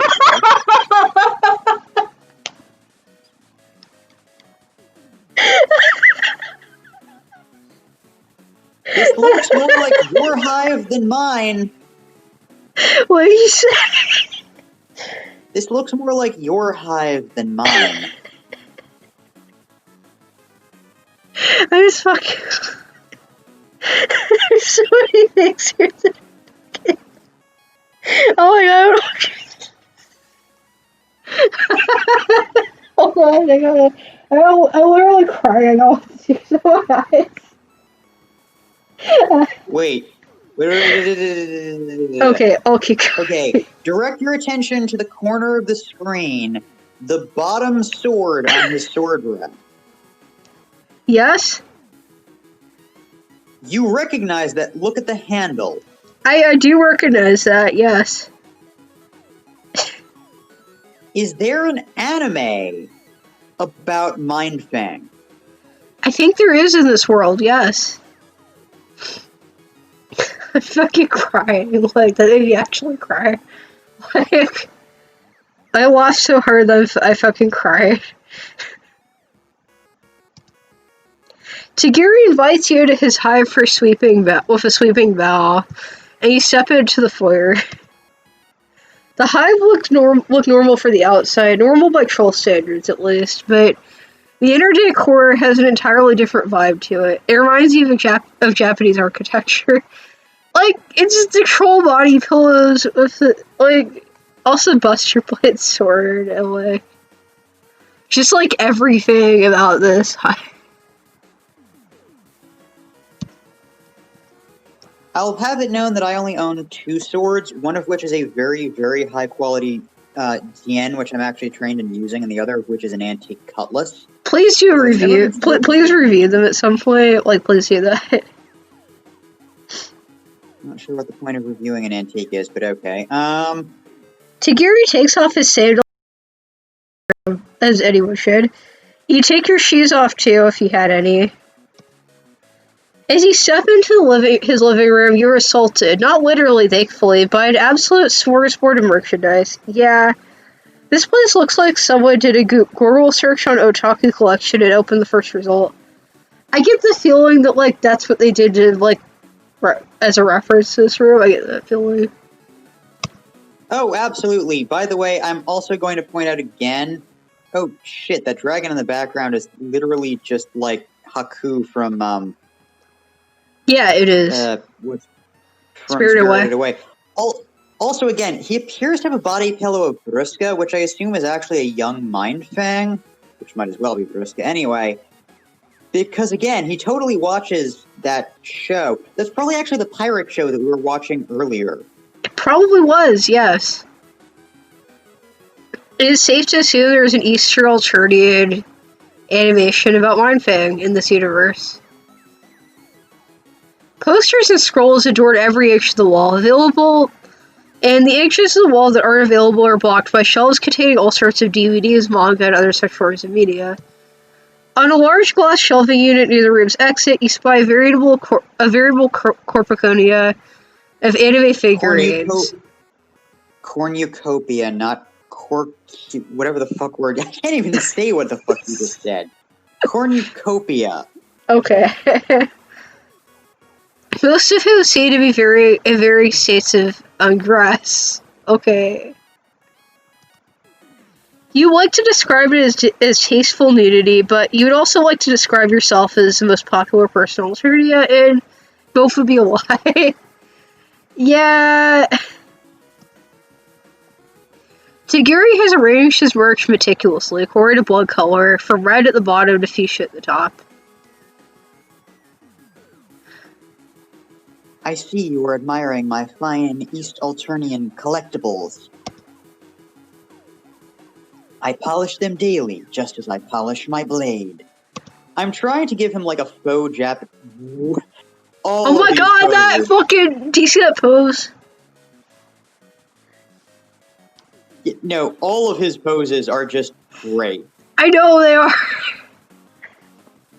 Don't touch them or you'll taste folded steel.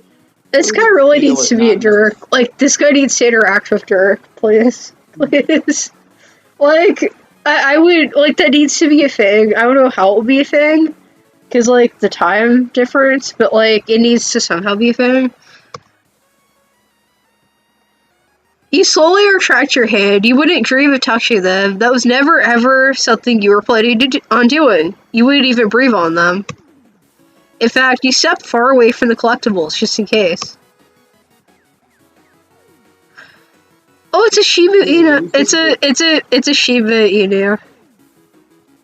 No, too big. I think that's actually an Akita.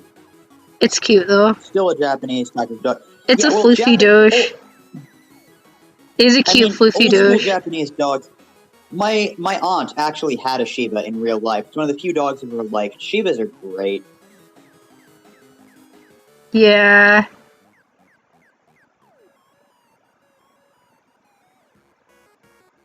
This is you. Oh, right. I'm sorry, I forgot for a second.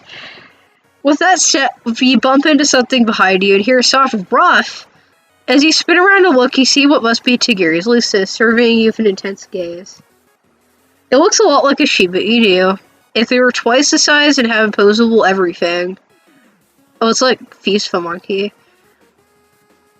Honestly, watching it scuttle around like a monkey while sniffing at you is pretty interesting. It's adorable, like I want to hug it. Eventually, you seem to meet its standards because it darts out of the room. You hear some rustling in what you assume is the kitchen. That was Tadashi Inu, my Lucis. I just pronounced that Japanese way better than Tegiri would be able to. You did. He taught me everything I know. I could not have asked for a better sensei. Yeah, dogs are great. Wait, what? I'm giving Tegiri like faux Japanese style enunciation. I mean, he is a sword weeaboo. Yeah, dogs are great, you respond, and then immediately wish you could take that back. Dogs are great. That's gotta be the blandest possible statement you could have made. And possibly inaccurate, too? What's this thing called? A bark beast? A fetch fiend? A wolf gremlin? Oh, Tegiri isn't even paying attention to you anymore. He's busy perusing his shelves to pick out some DVDs.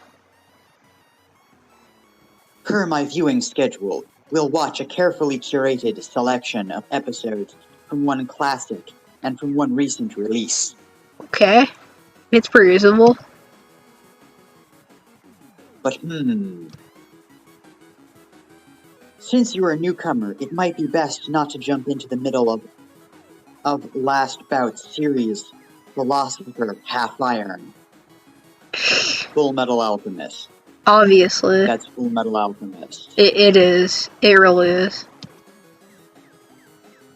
By the way, for those who aren't, like, half-mad occultists, alchemists were also known as natural philosophers.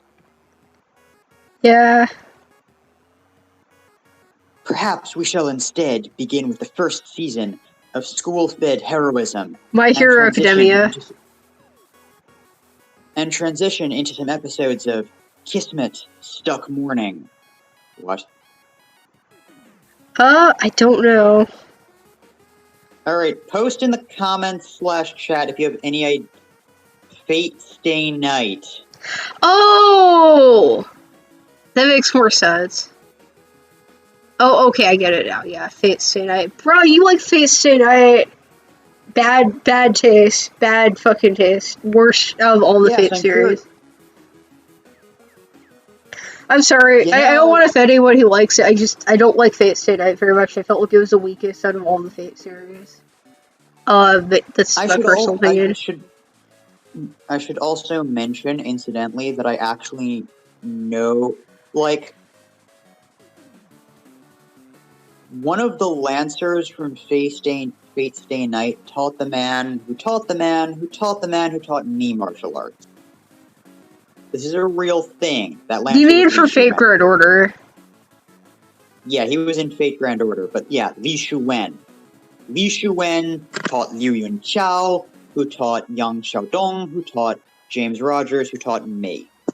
Yeah, Stay Night is the weakest of the Fate series. It's kind of, I don't know. Now, I think the game was probably better, but, like, the anime is kind of, like, meh. I didn't really particularly enjoy it very much. I don't know, like, Feywa likes it, that's fine. I feel like a lot of the Fate series just kind of better. It wasn't, like, horrible. I just kind of, like, I personally like other things better, but yeah. Yeah, like, yeah, that the character Fake have is for Grand Order, not Sadite, because Grand Order has everyone. Well, I'm thinking of the actual. Well, I'm thinking of the historical Li Shuwen, not the character. Yeah, I know, but like he's not in Sadite. He's in Grand Order. The character based off of him. The original airing, of course, not the censored one with the ridiculous CGI dragon. Ugh. Oh, he's talking about the movie. I still haven't seen that yet. If anyone has seen the movie, like, please say if it's good or not. Because, like, I've heard from a lot of people the movie is better than the anime, but, like, I haven't seen the movie yet. So, like, please tell me if it's any good. Looks like Tegiri intends to take full control of the morning's activities, which you find entirely I can't pronounce that word. I'm not even gonna try. Copacetic. Okay, copacetic. Like, I just wasn't. I gave up before even trying to pronounce that. The less you need to assert your own opinions and make your own choices, the less likely you are to fuck up. I mean, that's true. It's probably not a healthy way to live, but it's gotten you somewhere between 1 to 19 friends so far, so you're sure you can do it. With deft and precise movements, Tegiri retrieves a disc for its container and pops it into the troll equivalent of a DVD player. It makes a slimy chugging noise as it sucks the disc in, and like usual, you aren't sure if it's an inanimate object or a living being. Either way, you're a little disgusted. Yeah. The DVD player hums, and Tegiri's TV lights up with a colorful title screen. You're ready to get settled in for a journey through the wonderful world of animes, but he frowns and pauses the episode less than a minute in. Hang on. This isn't the correct copy. The localization on these lines was changed after the original translator was culled by a purple blood for crimes against buffoonery. Crimes against buffoonery? Oh, okay. I specifically ordered the first edition and paid extra for it. This is unacceptable. He used to know his shit, I mean. Tegiri stops and the DVD player ejects the disc and places it back in its case. Come. There's still time in the night. We need to go resolve this immediately.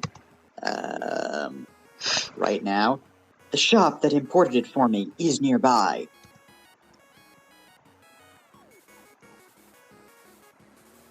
This is you.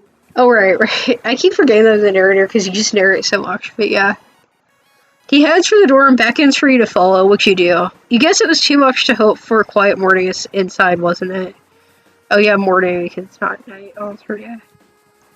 At least you get to go shopping for animes, which sounds fun enough. It is pretty fun. Will it be at one of those fancy automated stores, you wonder? No. Unlike most stores on Alternia, this specialty shop is run by a living troll.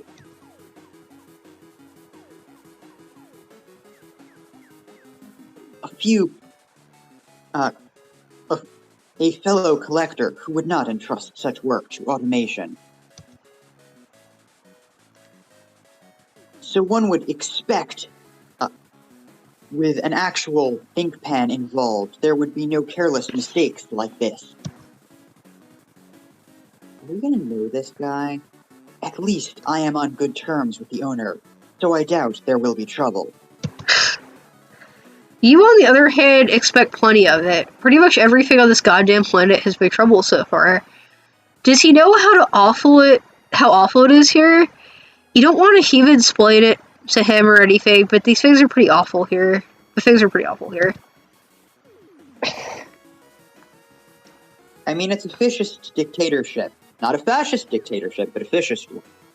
Yep.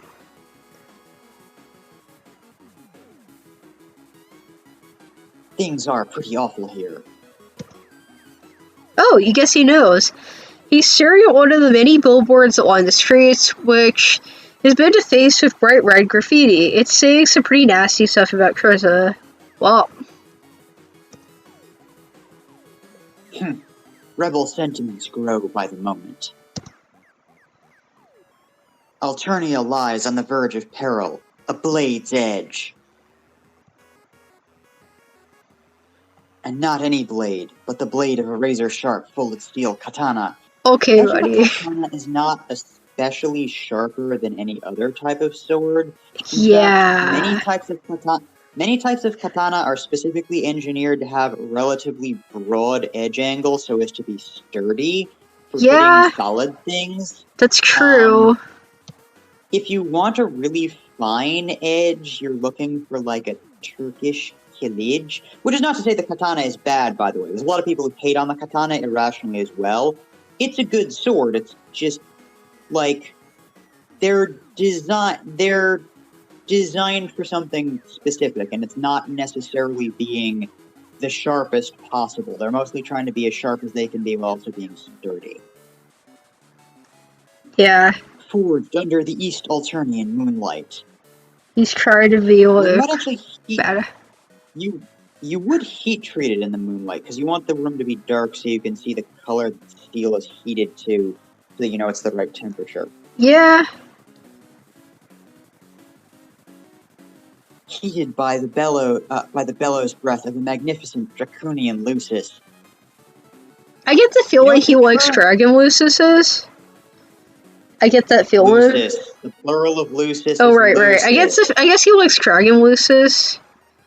I guess he likes them. Well, I mean, it makes sense. He's a heel.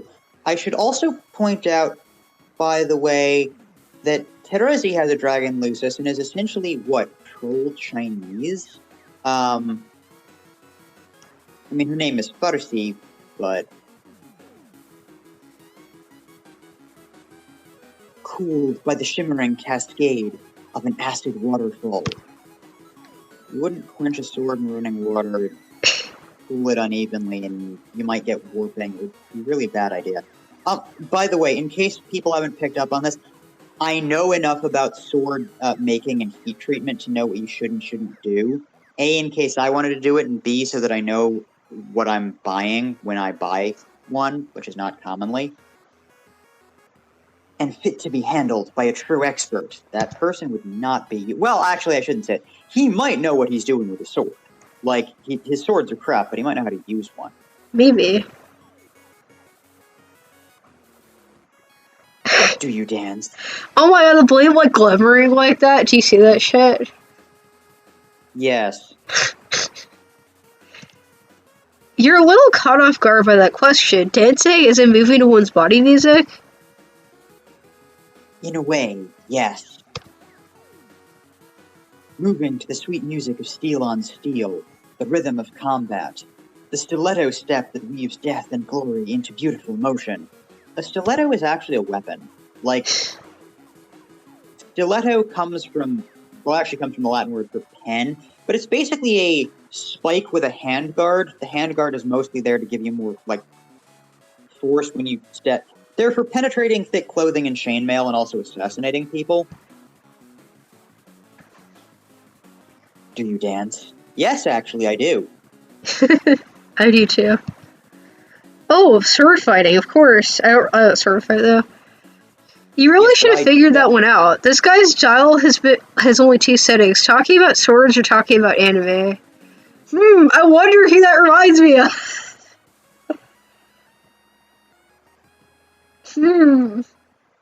Sometimes he gets particularly frisky and talks about both at once. If you added, like, Lovecraftian lore in here, like, it would remind me specifically of like, someone, you know? I talk about other things than that. You do? I'm joking around. I talk about anime that much. What? I mean, I'm joking around. I'm joking. Sometimes I talk about politics or...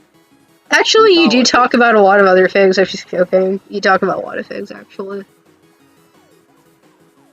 You do talk about swords a lot, though. And it's cool, and I enjoy listening to it, but you do talk about swords a lot. But again, I enjoy listening to it because it's cool. I enjoy hearing it.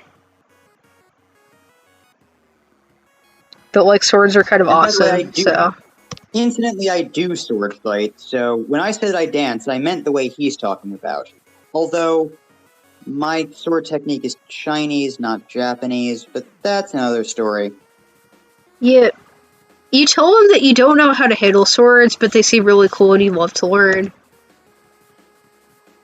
Cool.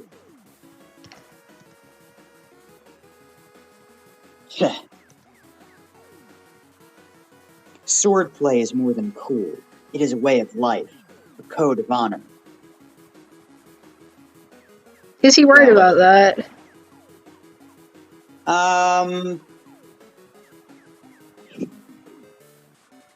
Depends who you ask and where you were, basically.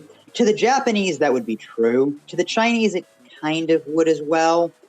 In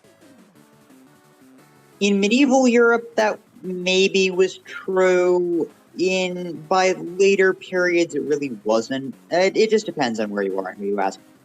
I would say that basically mastering swordsmanship is potentially a lifelong pursuit. Although, how much effort any given even between China and Japan, there'd be disagreement on how much time you should spend mastering just one weapon. Yep. To pick up the blade is to bind yourself to the tenets of Bushido. You can't pronounce Japanese as well as I'm doing it. And to be prepared at all times to enforce justice, the only way a swordsman knows, through steel. I mean, that's what it should be, but unfortunately it tends not to be.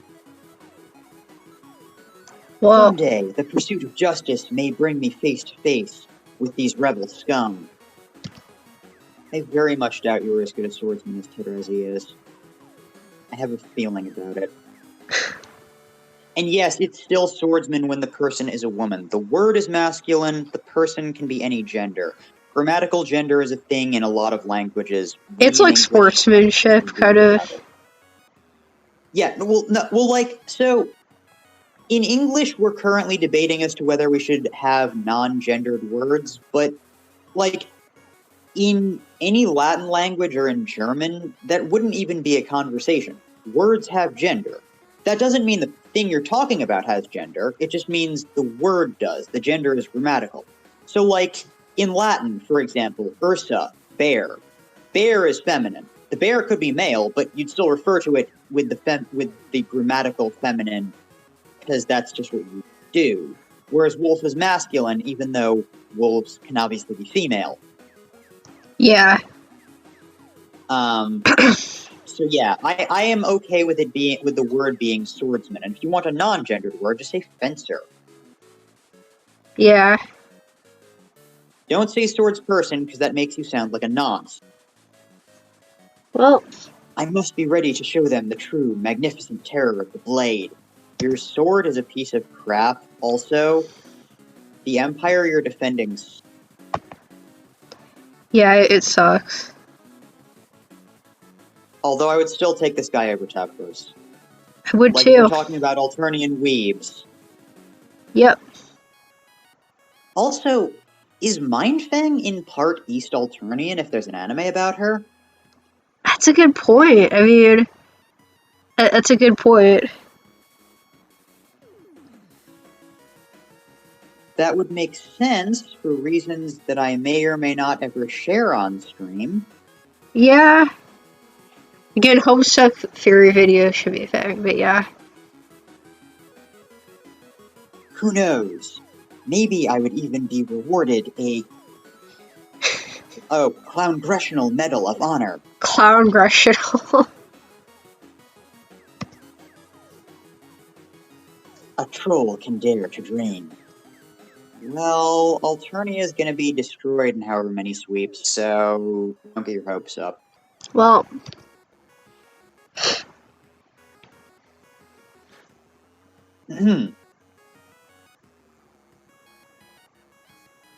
Narrate!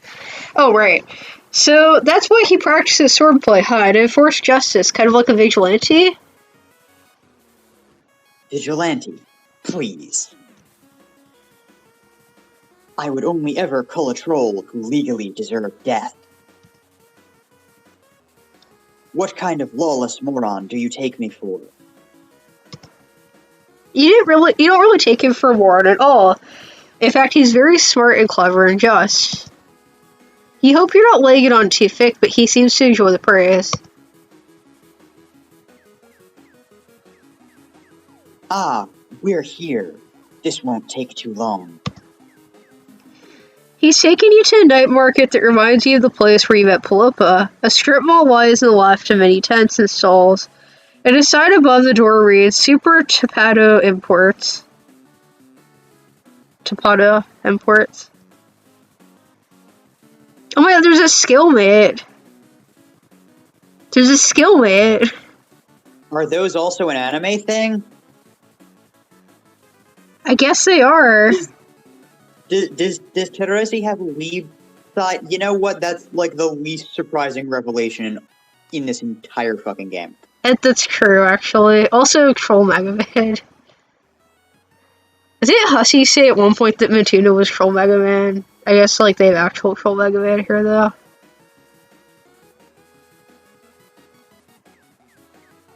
Narrate.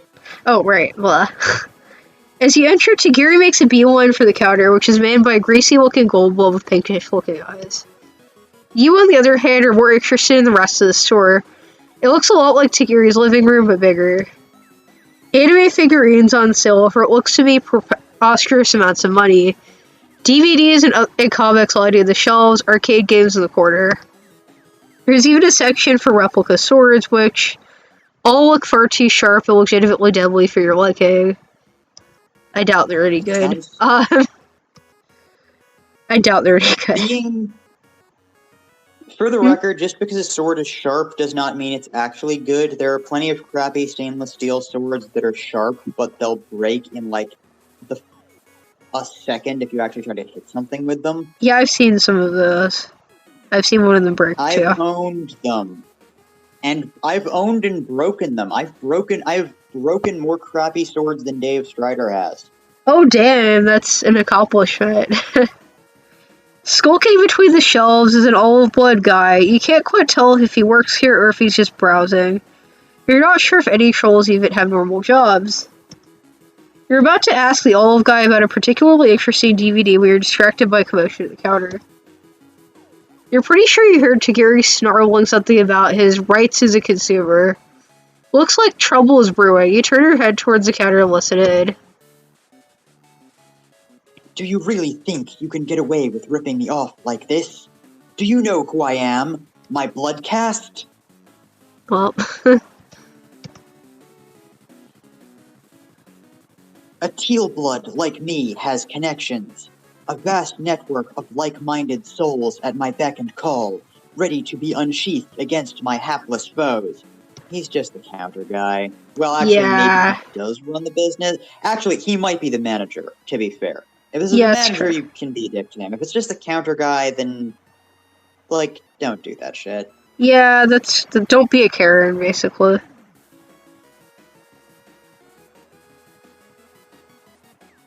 The legal force I can bring to bear against you is greater than your puerile mind could ever imagine.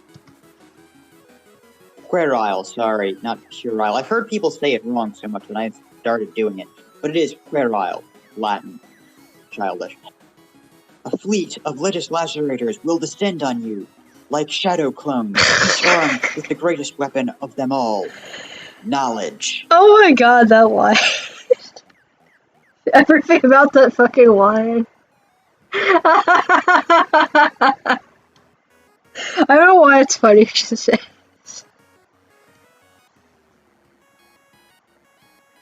And with our intricate understanding of the Alternian legal code, you will be mired in suits so myriad, so mind-numbing, you will wish for the swift and early death my blade can provide. Well... Or you can offer me an exchange of equal or greater value to my original purchase. I mean, really, he should actually. Like, if he gave you the wrong product, he should legit exchange. Yeah, yeah. Which path will you choose to walk, scum? Is that sword even sharp? No, it's not. According to Hiveswap, it's not. Because, like, you take it and he gives you his sword in Hiveswap, and it's a piece of shit. It's not even sharp. So, yeah. You wander closer to the counter, hoping you might be able to help resolve the situation, but instead you blunder right into the olive one and send a box tumbling from his hands to the ground. A bunch of assorted products spill out as the shopkeeper gasps dramatically. You don't see what the big deal is. Looks like some more DVDs and manga. One cover features a troll with a heart-shaped words and a bright pink side. Wait, is this a reference to like that Homestuck fanime? Sugawai Quest for Kokoro? Is this a reference to that? Oh my god, it is. It fucking is. Sugoi, not... Have you seen that? Have you seen that? That's like a staple in the fucking fandom. Yes. Also, your East Alternian is garbage. It is. It is garbage. And another features some red-blooded douchebag wearing pants way too tall for him. Oh, okay. Wait. What? Is there an anime about the fur? That makes no sense. It's a pants cat anime. No. Pants sufferer anime. You mean Pantscree? Yeah, it's a Pantscree anime. Tegiri picks up one of the mangas and waves it in front of the shopkeeper's face. Yeah, it's Pantscree. It's K-Crew with pants pulled up to his chest. Care to explain what I'm looking at here? Oh. Imperial Dictate, number the second section, 3.2. The depiction of non-standard hemological attributes is strictly forbidden. Ah, there wasn't supposed to be an anime like that. I thought. Oh.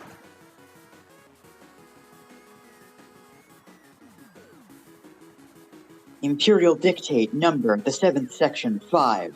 Material which encourages action against the state is considered contraband of the highest degree. The old one, who can barely see a situation, careening downward like a skull buggy without wheel stops, begins to creep toward the door. You'd love to do the same, but you can't give up on a potential new friendship. It's basically pathological. What do you mean, basically? To think that my favorite Eastern Alternian hobby shop could stoop so low as to peddle this criminal filth. What a sickening betrayal. The shopkeeper stammers, offering a litany of muddled explanations that only seem to increase Tegiri's further. Incense Tegiri further. He was holding it for a friend. No, wait, it's satire? Tegiri slams a oh my god, does he have a fucking Sharingan? Bruh. Oh my god. What you're talking about. It's a Naruto thing. You haven't watched Naruto or read it. I've gone out of my way to avoid that. It's like the special eyes that like Sasuke and like his brother and people have. Look at his like that like symbol that he has like in his like irises. Like look at that shit. Tegiri slams a palm on the counter and his eyes shoot open, revealing dark purple irises with a string swirl pattern. It's a fucking Sharingan. Imperial Dictate, number the 61st, section 2. Satire is especially contraband. Does he actually have special abilities? I don't know. Think you can mess with me? I've watched countless hours of legal drama, played and replayed legendary Legislacerator, and memorized every twist. I know the law back and forth. Legendary Legislacerator, also known as Ace Attorney. Yep. And now it's time for the punishment due. You're fucking dead, kiddo. Isn't that a meme? Like, you're fucking dead, kiddo? Isn't that from, like, I think it was I think it was, what did you just say to me, piece of shit copy pasta? I'm pretty sure. That's from the words you just say to me, piece of shit copy pasta. I think shit's about to get real because this is Alternia. He can legally just, and he's a heal. He can legally just kill this guy. He can. Alright. As Tegiri leans over, I was about to. As Tegiri leans over the counter, his free hand grips the hilt of his katana and tenses, ready to draw. He's about to straight up execute this guy. Let me save. Because I don't know what's gonna be the right one here. Okay, I'm saying don't intervene, because this is his thing. Like, I'm gonna say no. Also, yeah, there's no way, there's no positive, how defending the shopkeeper would possibly not just get us killed, too? Yeah. You really don't want to get in between the shopkeeper and Tegiri's sword. For all you know, this really does warrant an immediate execution. Who are you to judge? You do, however, squint a little, so you don't have to see the full gory detail of the cola. Turns out it's not nearly as gory as you expected. Tegiri leaps over the counter and swings wildly at the guy, but many of his attacks fail to connect. He sucks. It's mostly a bunch of bombastic anime-style moves that don't translate well to actual combat. Dirk needs to teach him how to sword fight. Like, he needs to go meet Dirk so he can learn how to be badass for real. Still, some strikes hit home, drawing a spray of murky gold blood that jolts the shopkeeper out of his petrified fear. He screeches and unleashes a throbbing psionic blast from his eyes, causing Tegiri to stagger back, disoriented. It's actually strobing, like a strobing. Okay, sorry. The flash of light doesn't seem to have caused any real damage, but it offers a perfect opportunity to flee. By the time your eyes have adjusted, the only thing they see is a back door swinging wildly in his wake. Unsurprisingly, the olive blood is nowhere to be seen as well.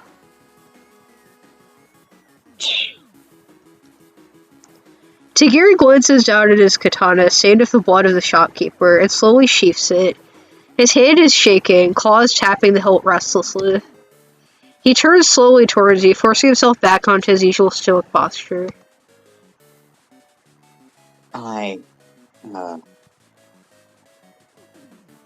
He got lucky, that's all. But he can't hide forever. Let's go. We need to report this to a drone. He strides out of the shop, leaving you to follow hurriedly behind. What a mess. You hesitantly ask him whether it was really necessary to try to kill that boy for what he did. Of course it was. The law is absolute. A foreigner like you might not understand. It's not my duty to question the righteousness of my actions. I am but a tool through which the law is enforced. I am the blade that her imperious condescension wields to maintain order in this world of chaos. I think there are other blades she'd rather wield. Yeah. Just like this drone. He gestures to one of the big hulking drones that you've grown all too familiar with during your stay here on Alternia. Right now, it looks like it's cleaning up some bronze-colored blood that was spattered on the side of a building. Tegiri approaches and hails it, beginning to explain that there's a collector's shop that he needs to report for rebel activity, but the drone isn't listening to any of that. It slowly turns for him to stare directly at you, and it raises its weapon to your face. A grating electronic noise issues from its metallic grill. In the immortal words of a wise cartoon dog, ruh-roh. Hold it. This creature is under my protection. It has committed no crime. If you continue this attempted culling, I will strike back with my katana. That's not gonna work, buddy. It's not gonna fucking work. You couldn't take out a random gold blood. You're not killing. And a strongly worded letter to your superiors. The drone seems supremely annoyed that it can't just get right down to killing a motherfucker, but Tegiri's cast must be just high enough to give it pause. You, the motherfucker in question, are incredibly relieved. That relief quickly fades When the drone produces a palm husk with a blurry picture of you on the screen and a lot of text beneath, most of it flashing red, that's never a good sign. It looks like a rap sheet. What the fuck? How do we get one already? Oh, for protecting, Coppermint Follicle. God damn it! They're fucking us over even when we didn't get the bad endings. God damn it. Tegiri reads through it quickly, which is a pretty impressive feat considering his eyes are still closed. His expression darkens the further down he gets.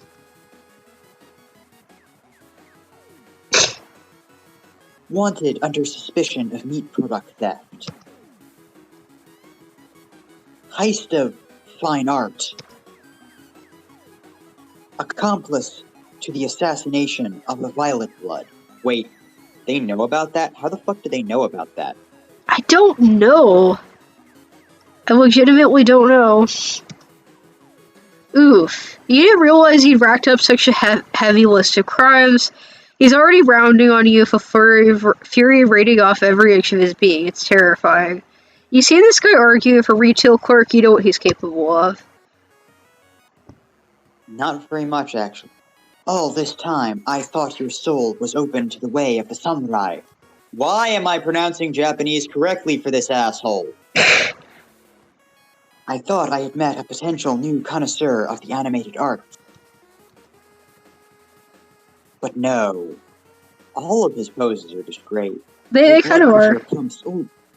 Your blood pusher pumps only lies through your villainous veins.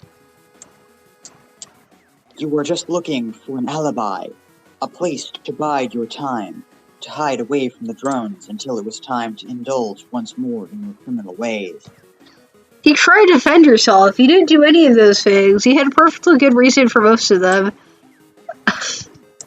Tegiri isn't buying it. He's clutching his katana's hilt so tight. Veins are bulging on his head. Silence, coward. I'd be quite happy to duel Tegiri. And I say this because I know I'd win. He'd lose badly. If you dueled him, he'd lose badly, but we're sloppy here, so... The time has come for my blade to strike true. Ha! He draws his blade in a smooth motion and swipes it at you. You just barely manage to sidestep the attack. You dart backwards, stumbling over yourself in your haste to get away, while he swings his katana wildly around while making lots of weird grunting noises. Once again, his mouth has been writing a check, and his sword can't cash, but you doubt that matters when trolls are stronger and faster than you in general. He's accompanied by a giant murder drone. It's time for you to split, and you better do it lookity. Glancing around, you notice that you're about to cross over a bridge with an underpass beneath it. Perfect. Just like in action here, you can hop right over the edge of the road, duck into the underpass, and find a nice hiding spot.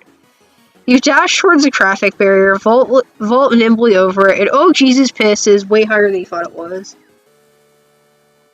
You hit the ground hard with a resounding crack, and for a moment your vision goes blank as a wave of pain sears through your nerves. As the pain disorientation begins to fade, you decide it's about time to take stock of your situation. A couple of broken bones, old hat, a troll trying to kill you, not unfamiliar, drones attacking you, same, and sun about to rise and scorch you into nothing, again. Individually, you've risen to the challenge of just barely handling each of these problems, but all at once, yeah, you think you're just gonna call this one here. Okay. Useless. Wait, did he just...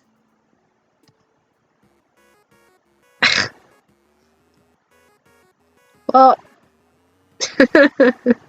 I guess we'll defend the shopkeeper. And this will somehow work out for us. Okay, you know this is a terrible idea, but you seriously had up to here of being party to murder random trolls. You quickly interpose yourself between Tegiri and the Gold Blood. Does he really have to kill this guy for what seems to be his first offense? You launch into an impassioned spiel about love and friendship and justice.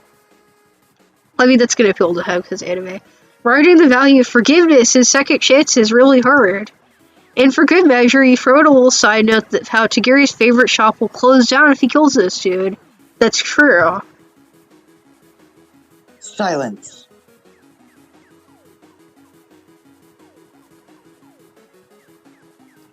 Tegiri shoves you roughly aside, you go creating into a display full of body pillows. They just casually have body pillows in this shop, apparently. You watch stomach plummeting as Tegiri turns back to the shopkeeper and slowly draws his sword. But then, at the last second, he reconsiders.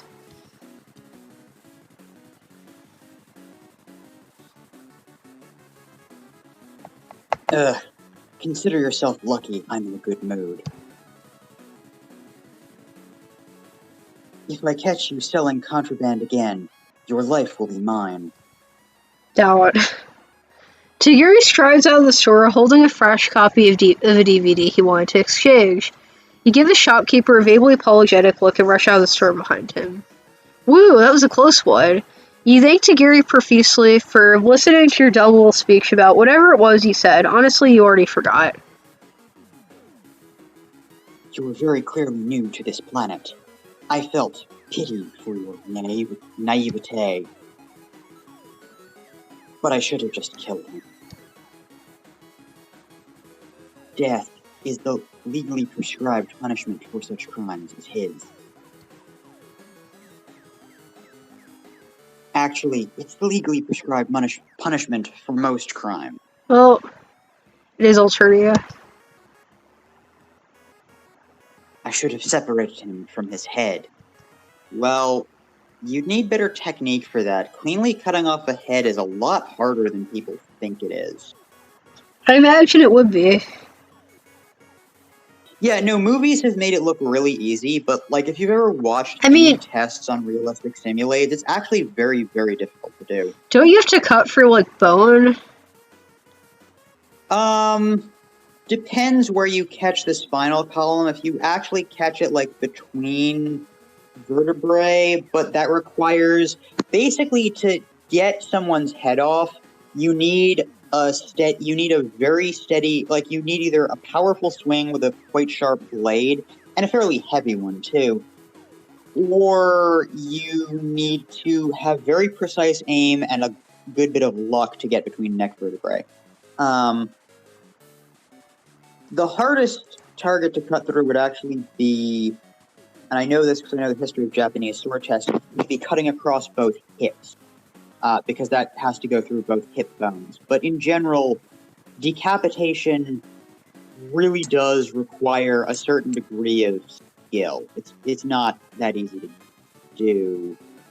The easiest way to get someone is just thrust to the body, because you're probably going to hit something that will be fatal eventually, and the body doesn't really give much resistance to thrust. And you can thrust pretty well. In fact, with his blunt-ass katana, he'd have to thrust, because even a blunt sword will puncture.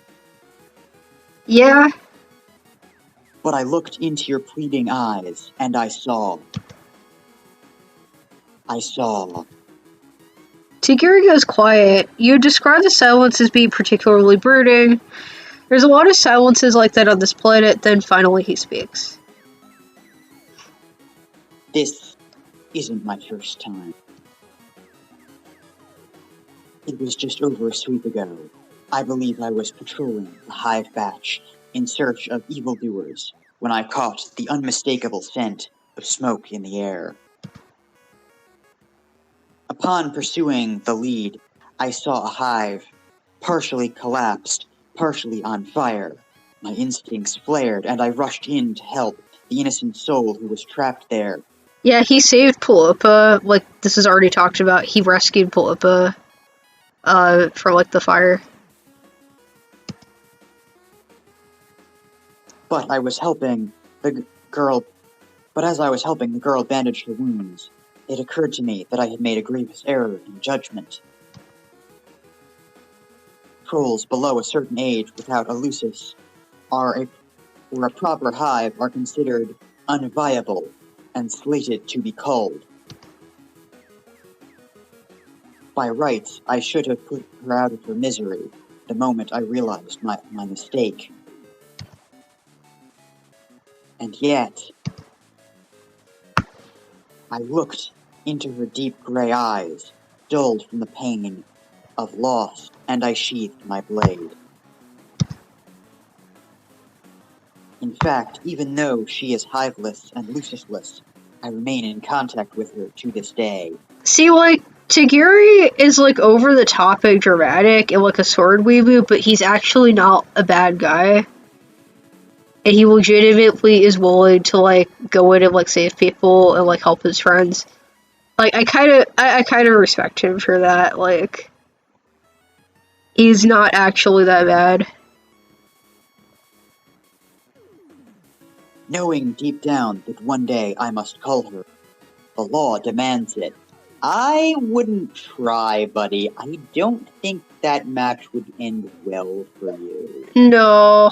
Again, he's dramatic, but I don't think he's a bad person. I don't think he'd have the heart to do it either. Like, he would be able to. But I haven't yet. I don't know if I could. Well, I don't know if you physically could. No. Halipa is a much better fighter than you. Why does my conviction waver at times like these? If he's talking about who you think he's talking about, you're pretty sure he couldn't kill her even if he tried. Yeah. Yeah, she's like a assassin. She's like an assassin. Like, I'm pretty sure she could wreck his shit. But that's not the point here. The point is he's spilling some real and true and deep emotion with you. This friendship is basically in the bag. Just gotta drop some sweeping, vague wisdom that makes him feel better about potentially not being an unthinking cog in the alternative murder machine. You offer a light suggestion that maybe what is legal and what is just aren't always the same thing. Just a little thought. Maybe he's doing the right thing, overlooking her situation because of how obviously fucked up it is to be a homeless orphan. He goes silent for a long time, chewing on his bottom lip. You were naive. Naive, uncultured, unenlightened. Wow, thanks. You think the world is simple, like a cartoon for children. No, that's what you think. But this is Alternia, a land ruled by cold logic, where men such as myself must make hard decisions. It is not easy being dedicated to the code of law. It asks much of us and gives us little in return, but it gives us order. It keeps the beasts at bay. If I were to question it, what then?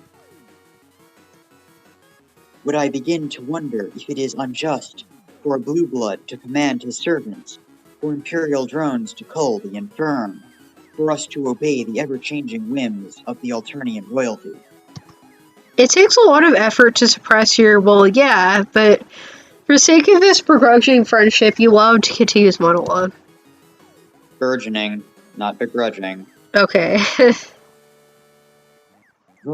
Riots in the streets, troll killing troll, even more than usual, I mean. No.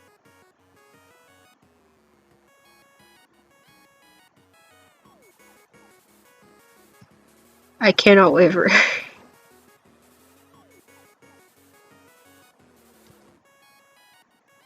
These hands must remain steady and true. Though I feel a pull toward the scorching fangs of the light, I must continue my path and remain in the tender, righteous embrace of the dark. Okay. Truth be my blade, intellect my sensei, and justice my only companion on this lonely road. Personally, I feel a pull to the light, and I'm all for embracing it. Well. Oh, I get it now, because light aspect. Yeah, I see what you mean. He goes on like that for... What? Now, I'm all about embracing the light. Oh, I bet you are. I bet you are. He goes on like that for quite a while. It all starts to muddle together in your head, and you lose count of how many times he's repeated some screed about justice and truth and being smarter than all the other trolls in the room. It honestly sounds like he's just lonely.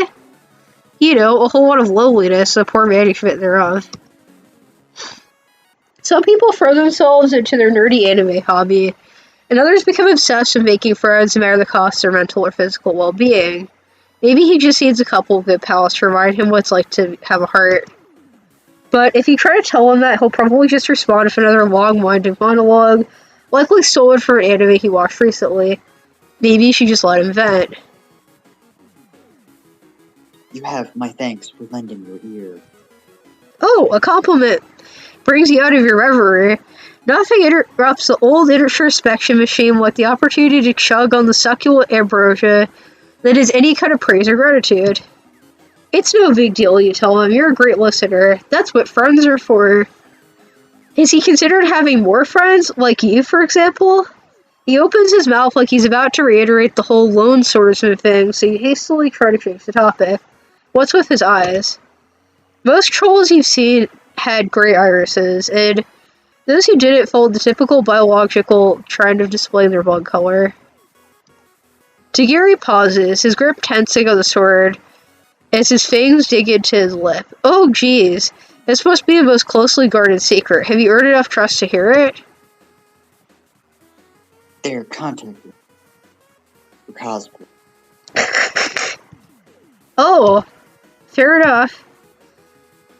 Actually, is cosplaying as a different bloodcast even legal on this planet? If he's doing it, it probably is, right? You're about to ask when something distracts you. The sight of another troll standing in front of Tegiri's hive, using it as shelter from the rising sun.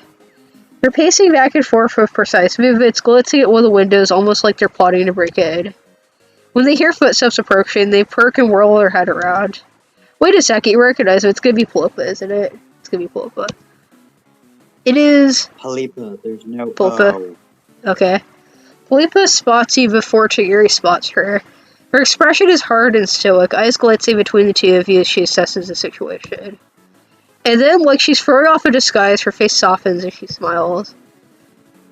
Hey, Tags. I was starting to wonder where you, I was starting to wonder where you were, and if anime night was cancelled.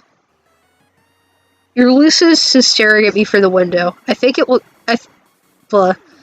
he thinks it's funny watching me stuck outside, roasting to death while you're chasing Purbeasts around the hive pack.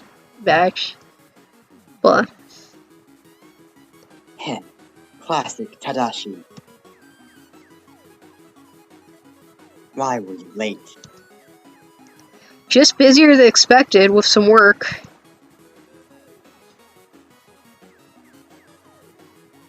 She shoots you a sharp glance.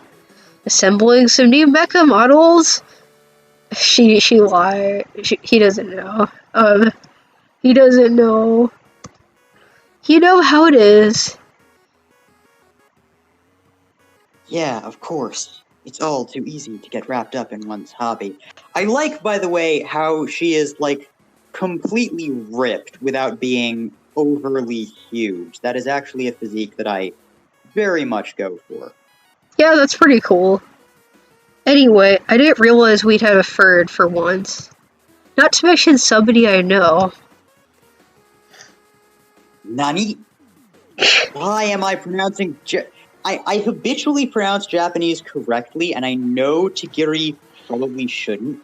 I should also point out that the Giri in his name is actually meaningful. Giri can mean to cut, but it can also mean obligation. So there's actually some wordplay going on there. That's kind of cool. You and my new Kohai have already met? Wait, I pronounced that H as in Mandarin. You know what? Fuck it. He would. She pauses, her eyes darting back and forth between you two once more. She seems to be assessing the situation, wearing a look like an assassin trying to evade capture. You recognize that look considering she was literally wearing it the last time you met. We're kind of Moirels. Whoa, that's absolutely not what you thought you were, but you just kind of nod your head and roll with it. It seems like what she wants you to do. Oh, Moirels. Tegiri's face tightens almost imperceptibly, but you caught it. Nothing gets past your honed friend-making eyes. He has pill feelings for her. He totally has pill feelings.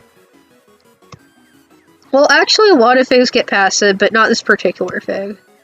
You're finally tuned to nuances of social situations, as long as those nuances don't involve making the binary choice on what your social future hinges. Well, as you know, I am far too busy studying the blade to pursue quadrants of any sort. They went there, they said it. While you were out seeking quadrants, he was studying the blade. They did! They went there. Admittedly, I could literally claim that, although to be fair, I was also studying the blade to be able to better earn the quadrant that I was looking for. That's true.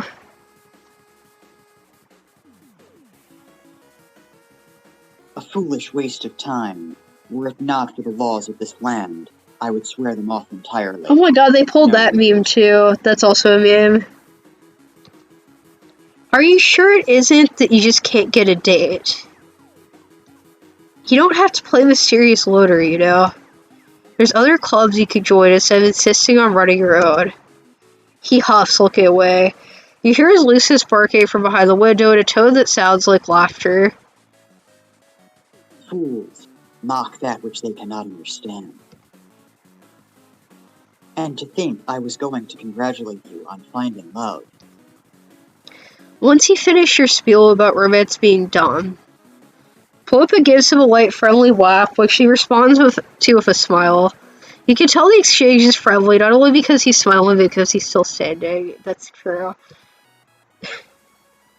Enough banter.